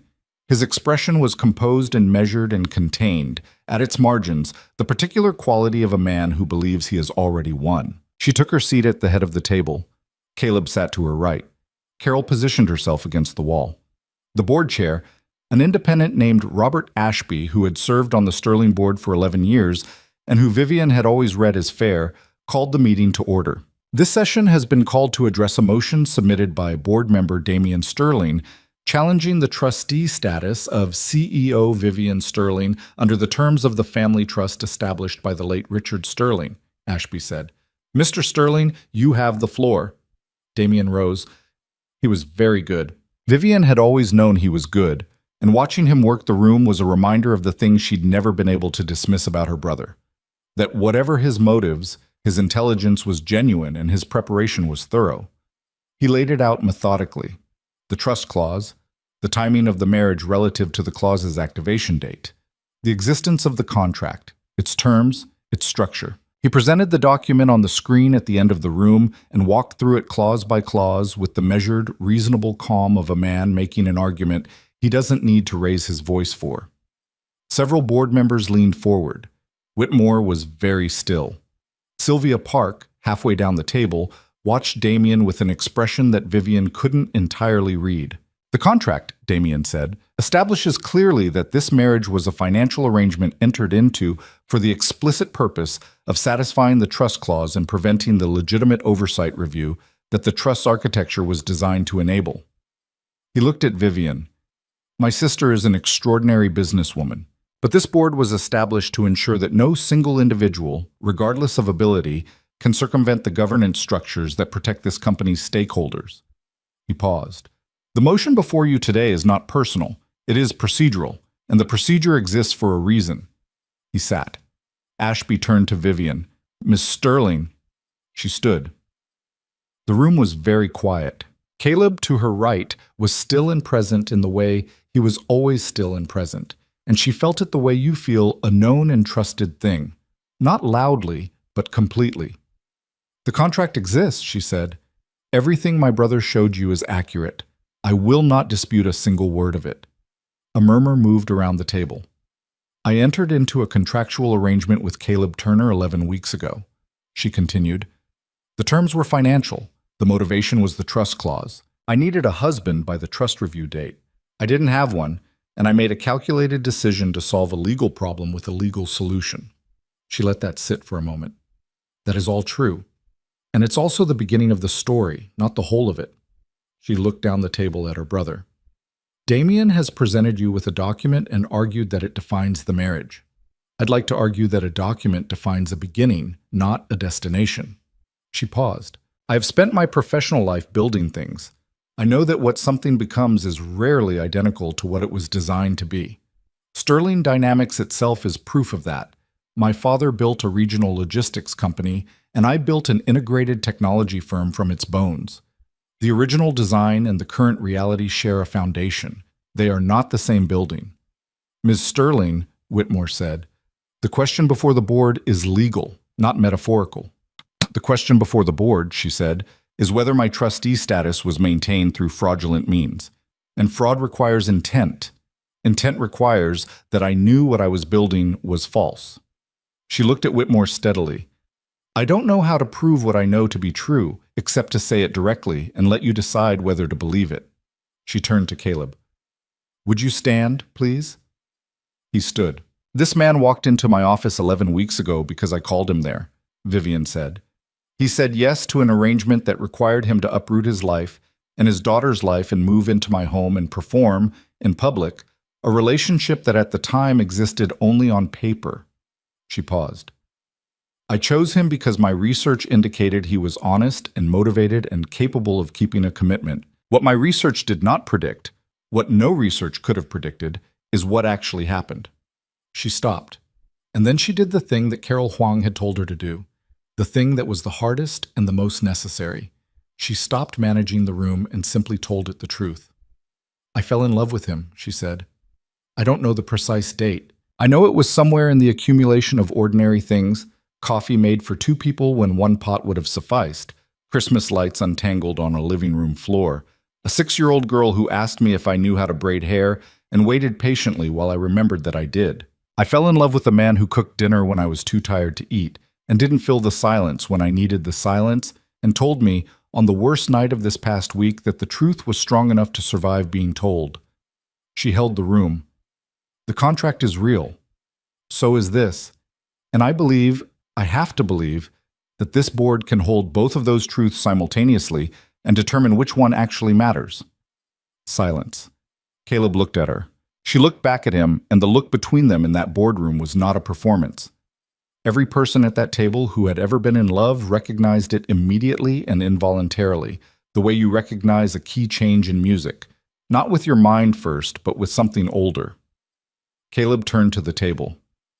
"I want to say something," he said. Ashby nodded. "I'm not a board member. I'm not a lawyer. I'm a mid-level marketing strategist who walked into a CEO's office 3 months ago with $30,000 of debt and a 6-year-old daughter and said yes to something that should have been insane. He looked around the table, unhurried and clear. I said yes because I was desperate, and I'm not going to dress that up. Desperation is what it is. But desperation got me into a room, and what happened in the room was something else. He paused. I've watched this woman go to war for 312 people who don't know she's doing it. I've watched her sit on a kitchen floor and untangle Christmas lights because she knew where the reflection would fall. I've watched her learn a recipe she didn't need to learn because she wanted to understand something from the inside. He looked at Damien. Your brother is right that the contract existed. He's wrong about what it means. Because the thing that contracts set in motion is standing in this room, and it is not a transaction. Damien's composure for the first time all morning showed a seam. This is, he started. Damien, Eleanor Sterling said. Everyone turned. Eleanor, who was not a board member and had no standing to speak in this room, was standing in the doorway. She had not been on the guest list for this meeting. She had come anyway, in the way that women of her generation who have survived enough come to places they're not invited when they decide it matters. Sit down, she said to her son. It wasn't a request. Damien looked at his mother. Sit. Down, she said again. He sat. Eleanor looked at Ashby. I apologize for the interruption, Robert. I'll be brief. She looked around the table, at board members who had known her for decades, who had watched her hold this family together through Richard's death and the subsequent years of managed grief and careful succession. I sat across from this man at a dinner table and watched him with my daughter, and I have been watching Vivian Sterling my entire life. And I am telling you, as the founder's widow and as someone who knows what love looks like in this family when it's real, because I lived it for 40 years, that what you just heard from both of them is true. She paused. Richard built this company for people like Vivian, not for documents. Vote accordingly. She left the doorway. Her footsteps receded down the corridor. The boardroom held the silence she'd left behind. Ashby looked at the table. I think, he said, after a moment, we should vote. The vote took 4 minutes, 9-5. Damien's motion failed. Mas. The room cleared with the particular controlled haste of a space that has held great tension and is releasing it incrementally. Board members filed out, some stopping to shake Vivian's hand, some avoiding her eyes. Sylvia Park, pausing long enough to say quietly, That was the bravest thing I've seen in a boardroom in 20 years. Whitmore left without speaking. Garrett followed him. Damien remained at the end of the table until the room was nearly empty. Then he stood and straightened his jacket and looked at his sister across the long, dark table. This isn't finished, he said. Yes, it is, Vivian said. It's finished, Damien. The trust has been reviewed and upheld, she said. Come back at me again and I'll have Carol file a motion to have your board seat reviewed for conduct unbecoming. The camera in the estate hallway was illegal surveillance on private property. She paused. I'm not going to do that because you're my brother and this family has lost enough. But I want you to understand that I could. Damien looked at her for a long moment. The composure was still there, but stripped of its strategic content. Just the face of a man who had planned for a long time and arrived somewhere other than where he'd aimed. He looked at Caleb. Caleb held his gaze without heat, without triumph, without anything that would give him a reason to extend the fight. Damien picked up his folder and left the room. In the silence that followed, Vivian stood at the head of the table with her hands braced against the dark wood and breathed slowly, the way you breathe when something very large has finally been put down. Carol Huang packed her legal pad into her bag. I'll draw up the motion to formalize the trust review outcome, she said. I'll have it to you by Wednesday. She paused at the door. For what it's worth, and I've been a lawyer for 30 years, so it's worth something, that was the most honest thing I've ever seen in a room like this. She left. Caleb came to stand beside Vivian at the table. She straightened up slowly, turned to him. Outside the windows, the mountains were still there, brilliant and permanent in the February light, the snow on the high peaks catching the morning sun in a way that made the air itself seem to ring. 9-5, she said. 9-5, he said. My mother showed up. Your mother, he said, knows what matters. She looked at him for a moment. Then she reached for his hand the way she had in the dark of the blue room, directly, without preamble, without the architecture of management, and held it. "The contract expires in 8 months," she said. "I know," he said. "I don't want it to," she said. "I want—" She stopped, found the words. "I want what's real, whatever that looks like. I want Sophie to pick the Christmas tree, and I want to learn what I don't know yet, and I want—" She stopped again, looked at him with everything showing, which for Vivian Sterling was the single most extraordinary thing anyone in that building had ever witnessed, and there was no one left to witness it except him. "I want the rest of it," she said, "whatever the rest of it is." Caleb Turner, who had walked into a CEO's office 3 months ago with debt and desperation, and a daughter who talked to a stuffed rabbit, looked at this woman in the morning light of a boardroom above Denver and understood that the thing he'd been most afraid of losing, the fragile, worn-together life he'd built with his hands and his patience and his love for his child, had not been lost. It had been found more completely than he'd known to look for. "The rest of it," he said. "Yeah," he squeezed her hand. "Let's go home." And home, for the first time in either of their lives, meant the same place. They went home. It sounded simple, and it was, in the way that the most important things always arrive stripped of ceremony, not with fanfare or declaration, but with the quiet, irrevocable quality of something that has finally found its right position. Harrison drove them from the Sterling Dynamics Tower in the clear February morning, and Vivian sat close enough to Caleb that their shoulders touched, and neither of them moved away. And the mountains accompanied them the whole way across the city, vast and white, and completely indifferent to what had just happened in a boardroom on the 37th floor, which was exactly the right response. Sophie was at school. The penthouse received them in its midday quiet, the particular stillness of a space that has been lived in long enough to carry the presence of its inhabitants even when they're absent. The crayon drawings were on the wall now, Sophie's additions accumulating with the territorial confidence of a child who has decided a place belongs to her. Gerald occupied his windowsill. The kitchen still held the faint ghost of last night's soup. Vivian stood in the living room and looked at all of it, the life that had assembled itself in her space over 11 weeks, and felt something she had no precise word for, which was itself extraordinary, because Vivian Sterling had a precise word for almost everything. "I need to call the division heads," she said. "They'll have heard something by now, and I should—" "Vivian," Caleb said. She stopped. 20 minutes, he said. "Just 20 minutes where you let it be over." She turned to look at him. He was standing in the middle of her living room in the suit he'd worn to the boardroom, and he looked, she thought, exactly like himself. Not a performance of himself, not the version calibrated for public occasions, but the actual man who made coffee every morning because the carafe was full anyway, who read on the couch with his shoes off, who had stood in a boardroom full of people with agendas and said true things in a quiet voice. 20 minutes, she said. She sat on the couch. He sat beside her. Outside, Denver continued its winter day without them, and the mountains held their positions. And for 20 minutes, Vivian Sterling let the thing be finished without managing what came next. It was, she would think later, the first genuinely restful 20 minutes she had experienced, and longer than she could accurately calculate. The weeks that followed the board meeting had a different quality from everything that had preceded them. Lighter, somehow, despite the work they contained, which was considerable. The trust review outcome required formal documentation and Carol Huang's meticulous follow-through. The Sterling Dynamics board needed careful management in the aftermath, the alliances reshuffled and the Whitmore coalition addressed with the kind of strategic patience that Vivian brought to all long-term problems. 3 of the 5 dissenting votes needed personal conversations, and she had them, direct, honest, without the defensive architecture she'd have built around them 6 months ago. Sylvia Park, in her conversation, told Vivian that the board had needed to see exactly what it saw on Monday for years. "Your father built this company," Sylvia said over coffee in Vivian's office. "But everyone was always waiting to see if you'd built something more than a replica."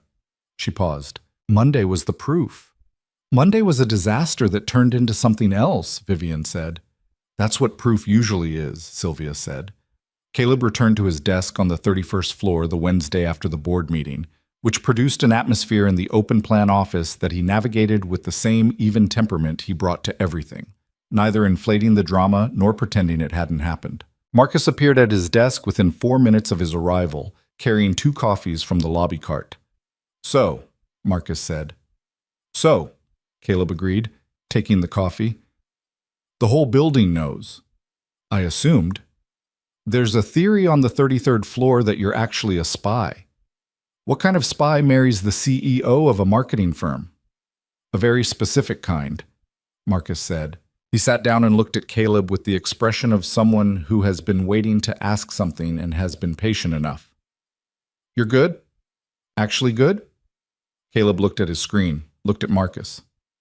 "Yeah," he said. "Actually good." Marcus nodded slowly. "And she is extraordinary," Caleb said, simply, without elaboration. Marcus picked up his coffee. "I want it noted," he said, "that I always believed this would work out." "You told me to be careful." "I was carefully believing," Marcus said. "There's a difference." The contract had an expiration. It had always had one, 12 months from the date of signing, which meant its legal termination would arrive in October, 9 months away. This fact existed in the background of the days that followed the board meeting, present but no longer weighted with the anxiety it had once carried. They knew what they were. The document's timeline had become, in Carol Huang's careful language, procedurally irrelevant to the actual nature of the relationship, which would require its own separate and considerably more straightforward legal framework whenever they chose to formalize it. The choosing was not a dramatic conversation. It happened the way most of the significant things between them had happened, in the middle of something ordinary, without announcement. It was a Saturday in early March, 3 weeks after the board meeting. The weather had turned, Colorado doing the thing it does in late winter, where a week of genuine warmth arrives without warning and makes the mountains look closer and the air smell like something remembered. Caleb was in the kitchen making breakfast. The window over the sink cracked because the apartment could use the air. Sophie in the living room with Gerald and a book that she was, as predicted, devouring with ruthless efficiency. Vivian came in from her run, the weekend morning run that had become, in the past month, a thing Caleb tracked not consciously but inevitably, the way you track the rhythms of people who matter, because their return is something you find yourself waiting for. She came through the door in her running clothes, with her hair loose and her color high, and the composure fully down in the way it always was in the immediate aftermath, and she went directly to the kitchen and poured water and drank it at the counter. "We should find a different place to live," she said. Caleb looked up from the eggs. "Not immediately," she said. "But the penthouse was always... It was mine, specifically mine, designed for a single person who worked too much and needed the space to be efficient rather than lived in." She set down the glass. "Sophie should have a yard." He put the spatula down. "And there should be a kitchen with a table that has room for 3 people and projects," she continued, looking out the window at the city. "And walls where things can be put without requiring building approval." She turned to look at him. "I've been thinking about it for a while." "Since when?" he said. "Since the Christmas tree," she said, when she said it didn't have any drawings on the walls. He looked at her. The morning light was coming through the cracked window, and the kitchen smelled like eggs and coffee and the particular version of ordinary that he had spent 4 years believing was out of reach. "Vivian Sterling wants a house with a yard," he said. "Vivian Sterling," she said, "wants a home. Those are different things." She held his gaze. "I thought you'd appreciate the distinction." "I do," he said. So, he said. "Yes, let's find a home." She looked at him for another moment. Then she picked up his spatula from the counter where he'd set it and handed it back to him. "Your eggs are going to burn," she said, and went down the hallway to shower. And Caleb stood at the stove and felt the shape of his life as it actually was, not as it had been or as he'd feared it would remain, and found it larger than he'd thought to hope for. Sophie was told about the house plan that afternoon, at the kitchen table over lunch. The conversation went immediately and directly off script. "Can we have a dog?" Sophie said. "We're discussing a yard," Vivian said. "A yard is for a dog," Sophie said with the irrefutable logic of a 6-year-old. "Gerald says yards are incomplete without dogs." "Gerald," Vivian said, "has strong opinions about real estate." "Gerald has opinions about everything," Sophie said. "That's why he's wise." She looked between them. Can we? Caleb and Vivian looked at each other. Caleb had the expression of a man who had been wanting a dog for approximately 6 years and had been too financially stretched to consider it. Vivian had the expression of a woman who had never owned a dog and was conducting a rapid internal calculation that was clearly not arriving at a firm objection. "We'll discuss the dog," Vivian said. "That means yes," Sophie told Gerald. "It does not mean yes," Vivian said. "It means not yet no," Sophie said, which was, Caleb thought, an extraordinarily precise interpretation. Not yet no always becomes yes if you wait. "Where did you learn that?" Caleb asked. Sophie looked at him. "From you," she said. "You said it about broccoli." Caleb had, in fact, said exactly that about broccoli, approximately 2 years ago, in the context of a dinner negotiation that had eventually resolved in the broccoli's favor. Vivian looked at him. "Context," he said. "Clearly," she said, and the look between them was the kind that belongs to people who have accumulated enough shared history to find each other funny in the specific, intimate way that requires no explanation. They found a house in the Wash Park neighborhood in early April, in the week that Denver finally committed to spring with the wholehearted generosity it reserves for seasons it has made you wait for. The house was not large by some standards, and was large by the standards of everything Caleb had known for the past 4 years.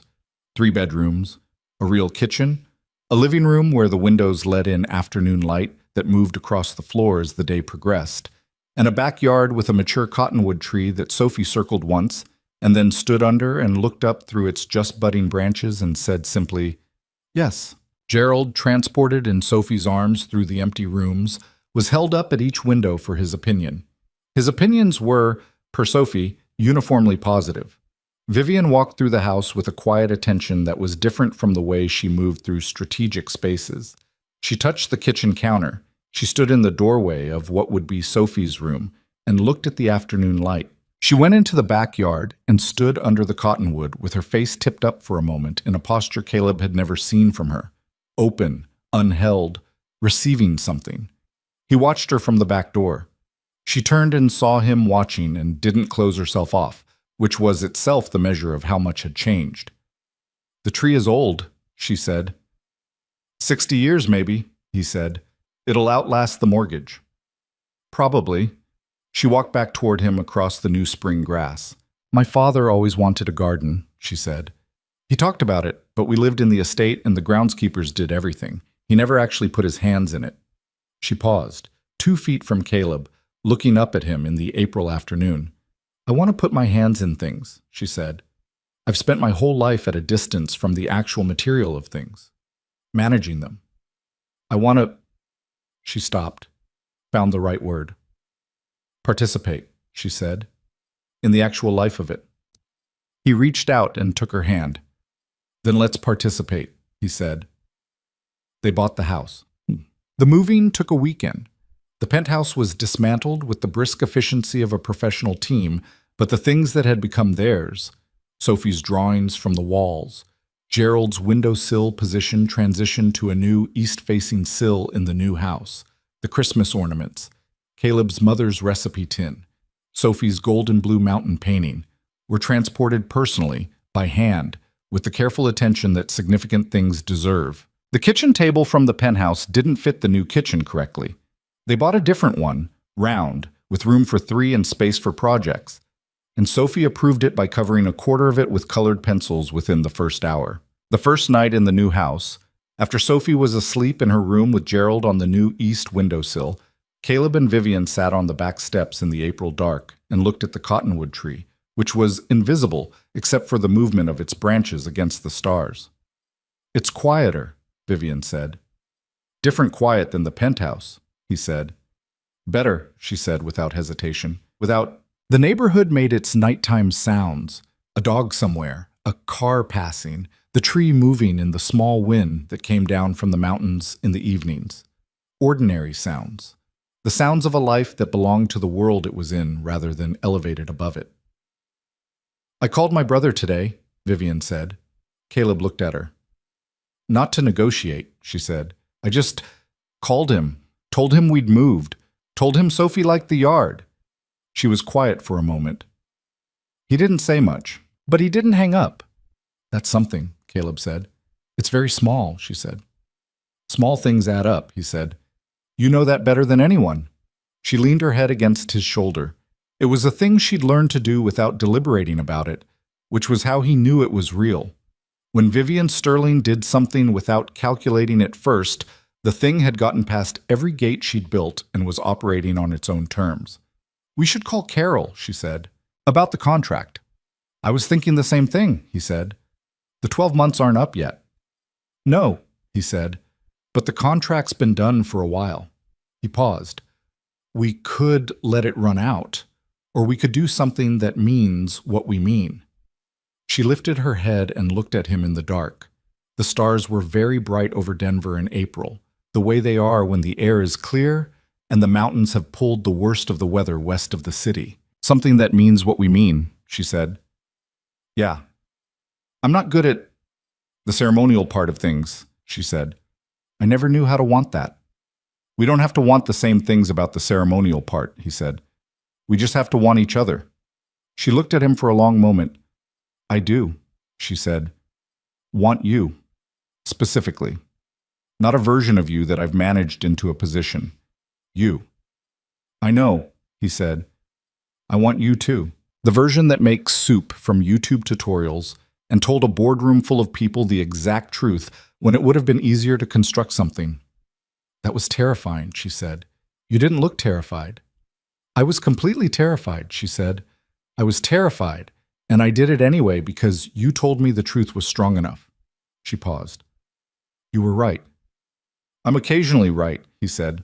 Don't get a big head, she said, in the precise intonation that Sophie used, which meant she'd been listening, which meant Sophie had gotten inside both of them in the particular way that children do when they're loved, when they feel safe enough to be entirely themselves in every room of a house. Caleb laughed, really laughed, in the April dark under the cottonwood tree. Vivian laughed with him, and the sound went up into the night air and dispersed, and the neighborhood received it without comment.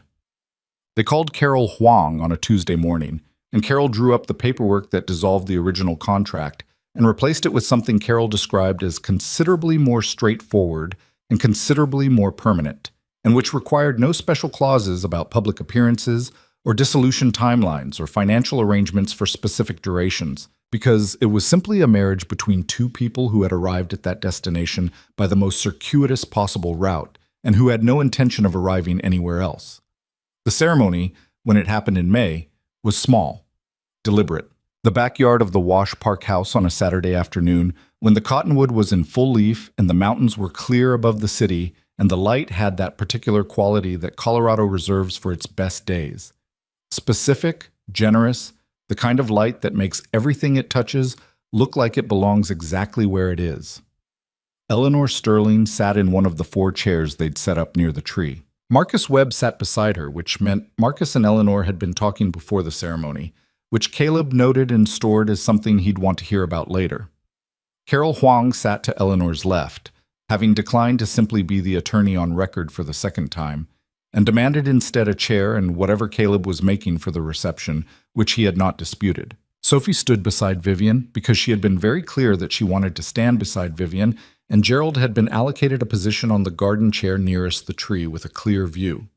Sophie had tied a small ribbon around his remaining ear, which she described as his formal attire. The officiant was a woman named Dr. Patricia Wells, a retired judge who had been Eleanor Sterling's closest friend for 30 years, and who performed the ceremony with the exact combination of legal precision and genuine warmth that the moment required. Do you have words? Dr. Wells asked them when the formal language was done. Caleb looked at Vivian. You first, he said. Vivian looked at him. She had not prepared anything written, which for her was itself a statement. She had decided to trust what came when she stood here, in the backyard of a house with drawings on the walls, under a tree old enough to outlast their mortgage. I spent a very long time, she said, building things from the outside, designing the structure first and working inward. I thought that was how you made something that lasted. She paused. I was wrong. Or, not wrong. Incomplete. She held his gaze steadily. What lasts is what you build from the inside. from the small things that accumulate when no one is performing anything. Coffee made for two because the carafe fills anyway. A child's painting above a desk. 20 minutes on a couch in the middle of the day when the hard thing is finally over. She paused. I love you in the specific, structural, load-bearing way. The way that means I would not be who I am becoming without you in it. Sophie beside her nodded gravely, as though this had been verified to her satisfaction. Caleb looked at this woman, his wife, already in every way that mattered, and now in the final remaining way, and said what was true. I came to you with nothing but a reason, he said. I needed to protect my daughter, and I was out of options, and you gave me away. That's where it started. He paused. What I didn't know, what I couldn't have calculated, was that the way you'd given me would lead somewhere I'd stopped believing existed. A place where Sophie laughs in the yard and dinner is the most important thing that happens, and the person across the table is someone I would choose, every morning, if I had to choose again. He looked at her. I would choose you every morning. I already have been, for months. I just didn't have the right paperwork until now. Eleanor made a sound. Marcus beside her had the expression of a man exercising considerable self-restraint. Dr. Wells smiled. Then, by the authority vested in me, she said, and by every honest thing said in this yard today, I pronounce you married. Again. She paused. And this time I think it's going to stick. Caleb kissed his wife under the cottonwood tree in the May afternoon, while Sophie cheered with great enthusiasm, and Gerald observed from his chair with the dignity appropriate to his station, and Eleanor Sterling pressed her hand briefly to her heart, and Marcus Webb wiped his eyes with the candid efficiency of a man who is crying and sees no reason to deny it. The summer opened up around them like a season that had been waiting for the right moment. The Wash Park house became, in the way that houses become things when people actually live in them, something specific and accumulated and irreducible. A house with a kitchen that smelled like whatever Caleb was experimenting with. A living room where books migrated between shelves and couch and coffee table, and sometimes Sophie's floor, a backyard where Vivian learned to garden with the same total concentration she brought to corporate strategy. Her hands in the soil on weekend mornings, while Caleb sat on the back steps with coffee and watched her figure out what things needed. She was not immediately good at gardening. She killed 2 tomato plants in June through overwatering, which she researched with thorough intensity and corrected without self-recrimination, which was, Caleb thought, the most Vivian Sterling thing she had ever done. You have to let them be a little stressed, she told him in July, standing over a tomato plant that had recovered and was producing with considerable enthusiasm. Too much water and they don't develop deep roots. They need to reach for it. Is that a metaphor? He said. She looked at him. It's horticulture, she said. Is it also a metaphor? A pause. Possibly, she said, and went back to her plants. The dog arrived in August. This was, in retrospect, inevitable. Sophie had been conducting a long-game campaign of patient, non-confrontational advocacy since the day the yard was established. And Vivian's resistance, which had begun as a firm position and migrated through not yet no to something structurally much closer to yes, finally completed its journey on a Saturday morning when Sophie presented a printed page from the Denver Dumb Friends League website featuring a 3-year-old brown mutt named Patterson who had, per Sophie's research, been at the shelter for 47 days and possessed, per Gerald's assessment, excellent character. Patterson, Vivian said, looking at the page. He's been there a long time, Sophie said. He needs someone to stay. Vivian looked at Caleb. Caleb said nothing because Sophie had made the argument and it was a good one, and adding to it would be superfluous. All right, Vivian said. Patterson arrived that afternoon and immediately established himself on the couch, on Vivian's feet specifically, which was where he remained with devoted consistency for the rest of his considerable life. Vivian pretended, for approximately 3 days, that this was a temporary arrangement that she was tolerating. Then she started buying Patterson the good food, the kind from the specialty store on Alameda, and that was the end of the pretense. September came, and the school year started again for Sophie, who entered 2nd grade with the same formidable confidence that characterized her approach to every new environment, and the Wash Park house reconfigured itself around the school year schedule with the organic ease of a household that has found its rhythm. Caleb adjusted his office hours. Vivian restructured one standing Tuesday meeting to end at 4:30 rather than 6, which produced visible confusion among her executive team, and which she declined to explain except to say that some things require recalibration, and this was one of them. On a Tuesday in late September, she left the office at 4:45, which was the earliest she had left an office in any building in 11 years. Harrison was waiting at the curb, as he always was, but she paused before getting in. "Harrison," she said. "Miss Sterling," he said, which he'd called her for 6 years and showed no sign of changing. "I'm going to start driving myself," she said. "Some days. Not every day." Harrison looked at her with the expression of a man who has worked for someone long enough to recognize when they are telling him something significant that is not about what they are saying. "Of course," he said. "I'll be available when you need me." She got in, and he drove her home, and she looked out the window at the city going by in the September light, the gold-edged light of a Colorado autumn, the particular quality of it that makes everything appear slightly more resolved than it did in summer, and thought about the distance between the woman who had sat in the same seat in February and mapped the evening's performance in clinical briefing language, and the woman who was now heading home to a house where a dog was sleeping on the couch, and a child was doing homework at the kitchen table, and a man was probably making something that smelled good. Not a smaller life, a more complete one. The contract expired, officially and without ceremony, on the 14th of October, 12 months to the day from the signing in Vivian's office on the 37th floor.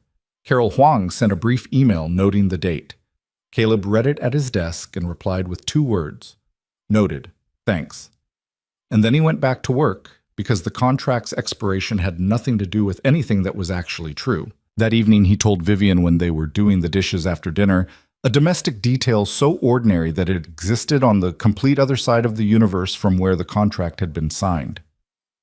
"October 14th, she said. "Apparently," he said. She dried the plate she was holding and set it in the rack. "I remember signing it," she said. "I remember thinking, I remember calculating the probability that it would work, that it would hold together long enough. And I gave it a 63% chance," she said, "of lasting the year without some critical failure." "What probability did you give?" He gestured between them. She was quiet for a moment. "I didn't calculate that," she said. "I didn't have a category for it." "What would you give it now?" he said. She looked at him across the kitchen, in the house with the cottonwood in the yard and the drawings on the walls, and Patterson asleep on the couch in the other room, and the October dark outside the windows, and the mountain somewhere behind the dark, permanent and certain. 100%, she said. "That's not how probability works," he said. "I know," she said. "I'm revising my methodology." He laughed, and she handed him the dish towel, and they finished the dishes in the easy, wordless way of people who have been in the same kitchen enough times that the work distributes itself without requiring direction. Sophie asked, in November, whether Vivian was her mother now. She asked it at breakfast, over cereal, in the direct and uncalculated way that she asked everything. Not as a test, not as a demand, but as a genuine inquiry from a person who found the world's organizational systems interesting and wanted to understand which one applied here. The question arrived in the kitchen, and the kitchen held it. Caleb set down his coffee cup. He looked at Vivian, not to delegate the answer, but to share the weight of it, which was what they did with things that mattered. Vivian looked at Sophie. She took a moment, not the managed moment of someone preparing a performance, but the honest moment of someone finding the most accurate thing to say. "Your mother is your mother," she said. "That doesn't change, and it doesn't need to." She paused. "But I'm someone who loves you, specifically and permanently. And if there's a word that fits that, you can choose it. I'll answer to whatever you decide." Sophie considered this with the depth of focus she brought to important problems. "Could I call you Viv?" she said. "Like Grandma Eleanor does?" Vivian looked at her. Something moved across her face that was not managed and not contained and was, if Caleb read it correctly, the very specific expression of a person receiving something they had not known they needed until it arrived. "Yes," she said. "You can call me Viv." Sophie nodded, satisfied, and went back to her cereal with the pragmatic resolution of someone who has addressed a matter and is ready to move on. Under the table, Vivian's hand found Caleb's. She held it hard for a moment. He held back. "Okay," he said quietly. "Yes," she said, quietly, fully. "Very okay." The year completed itself the way years do, not with resolution so much as accumulation, each month adding its particular weight and texture to the structure of a life that had been built from the most unlikely materials. A contract, a calculation, a desperate yes, and the slow daily work of two people choosing to remain. The cottonwood lost its leaves in October and stood bare through November and December, and Sophie and Caleb and Vivian picked the Christmas tree from the same lot on Morrison Road, and the ornaments came out of their box.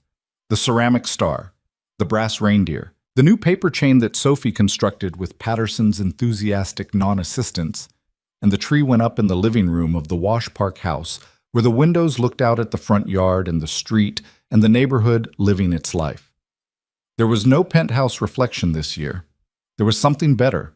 A window with a real yard beyond it and a neighborhood's lights between the houses and the sense of being embedded in something rather than elevated above it. Eleanor came for Christmas. She sat in the kitchen and taught Sophie gin rummy with the promised ruthlessness and lost 3 hands running because Sophie, who had inherited from somewhere the refusal to be defeated by anything she'd decided to learn, had apparently studied the game in advance. Gerald observed from a kitchen chair. Patterson attempted to investigate the card situation and was gently redirected. Eleanor, watching Vivian and Caleb do the dishes after dinner with the ease of 2 people who have done this 1,000 times and will do it 1,000 more, said to no one in particular, "Your father would have been very happy." Vivian, her back to the room, was quiet for a moment.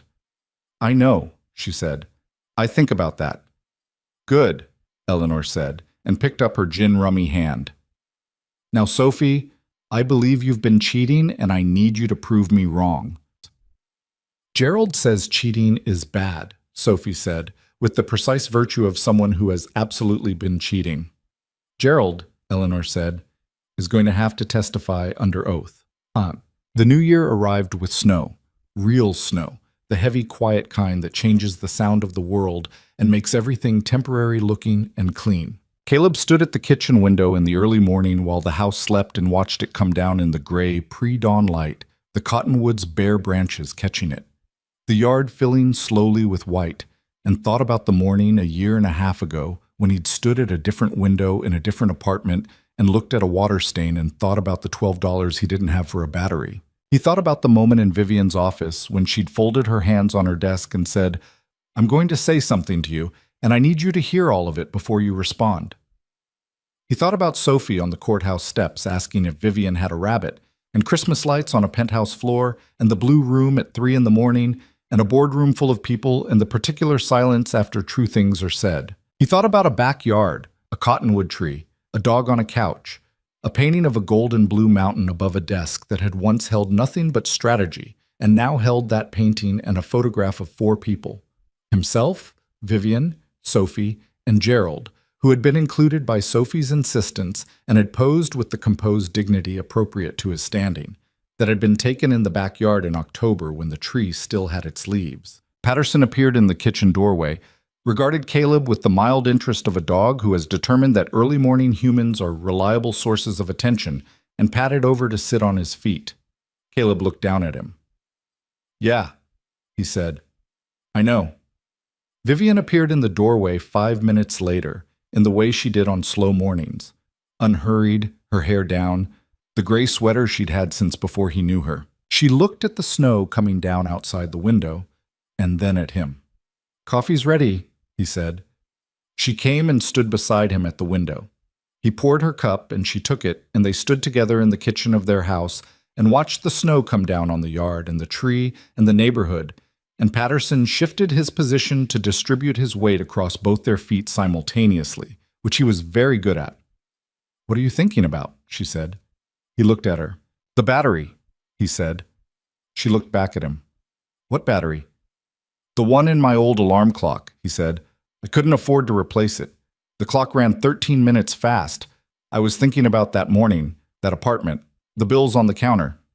He paused. "And then I was thinking about this." She looked out the window. The The snow was heavier now, the yard disappearing under it, the tree a white architecture against the white sky. $12, she said. She'd heard the story. $12, he said. And everything else, she said. And everything else, he agreed. She leaned against him, her shoulder to his arm, and they stood in the warm kitchen of their house while the snow erased the yard and the new year settled over Denver, and the mountains waited, as they always waited, beyond the weather, permanent and certain, indifferent to everything that lived and loved and tried and failed and tried again in the city laid out below them. The house held them. The snow fell. Patterson breathed on their feet. In a bedroom down the hall, a 6-year-old girl slept with a one-eared rabbit on the pillow beside her. And when she woke, she would look at the snow and call it the best kind and be completely right.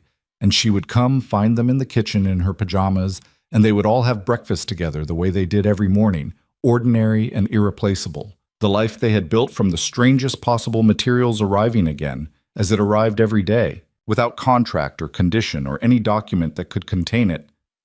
Just this. Exactly this. The most real thing either of them had ever been a part of.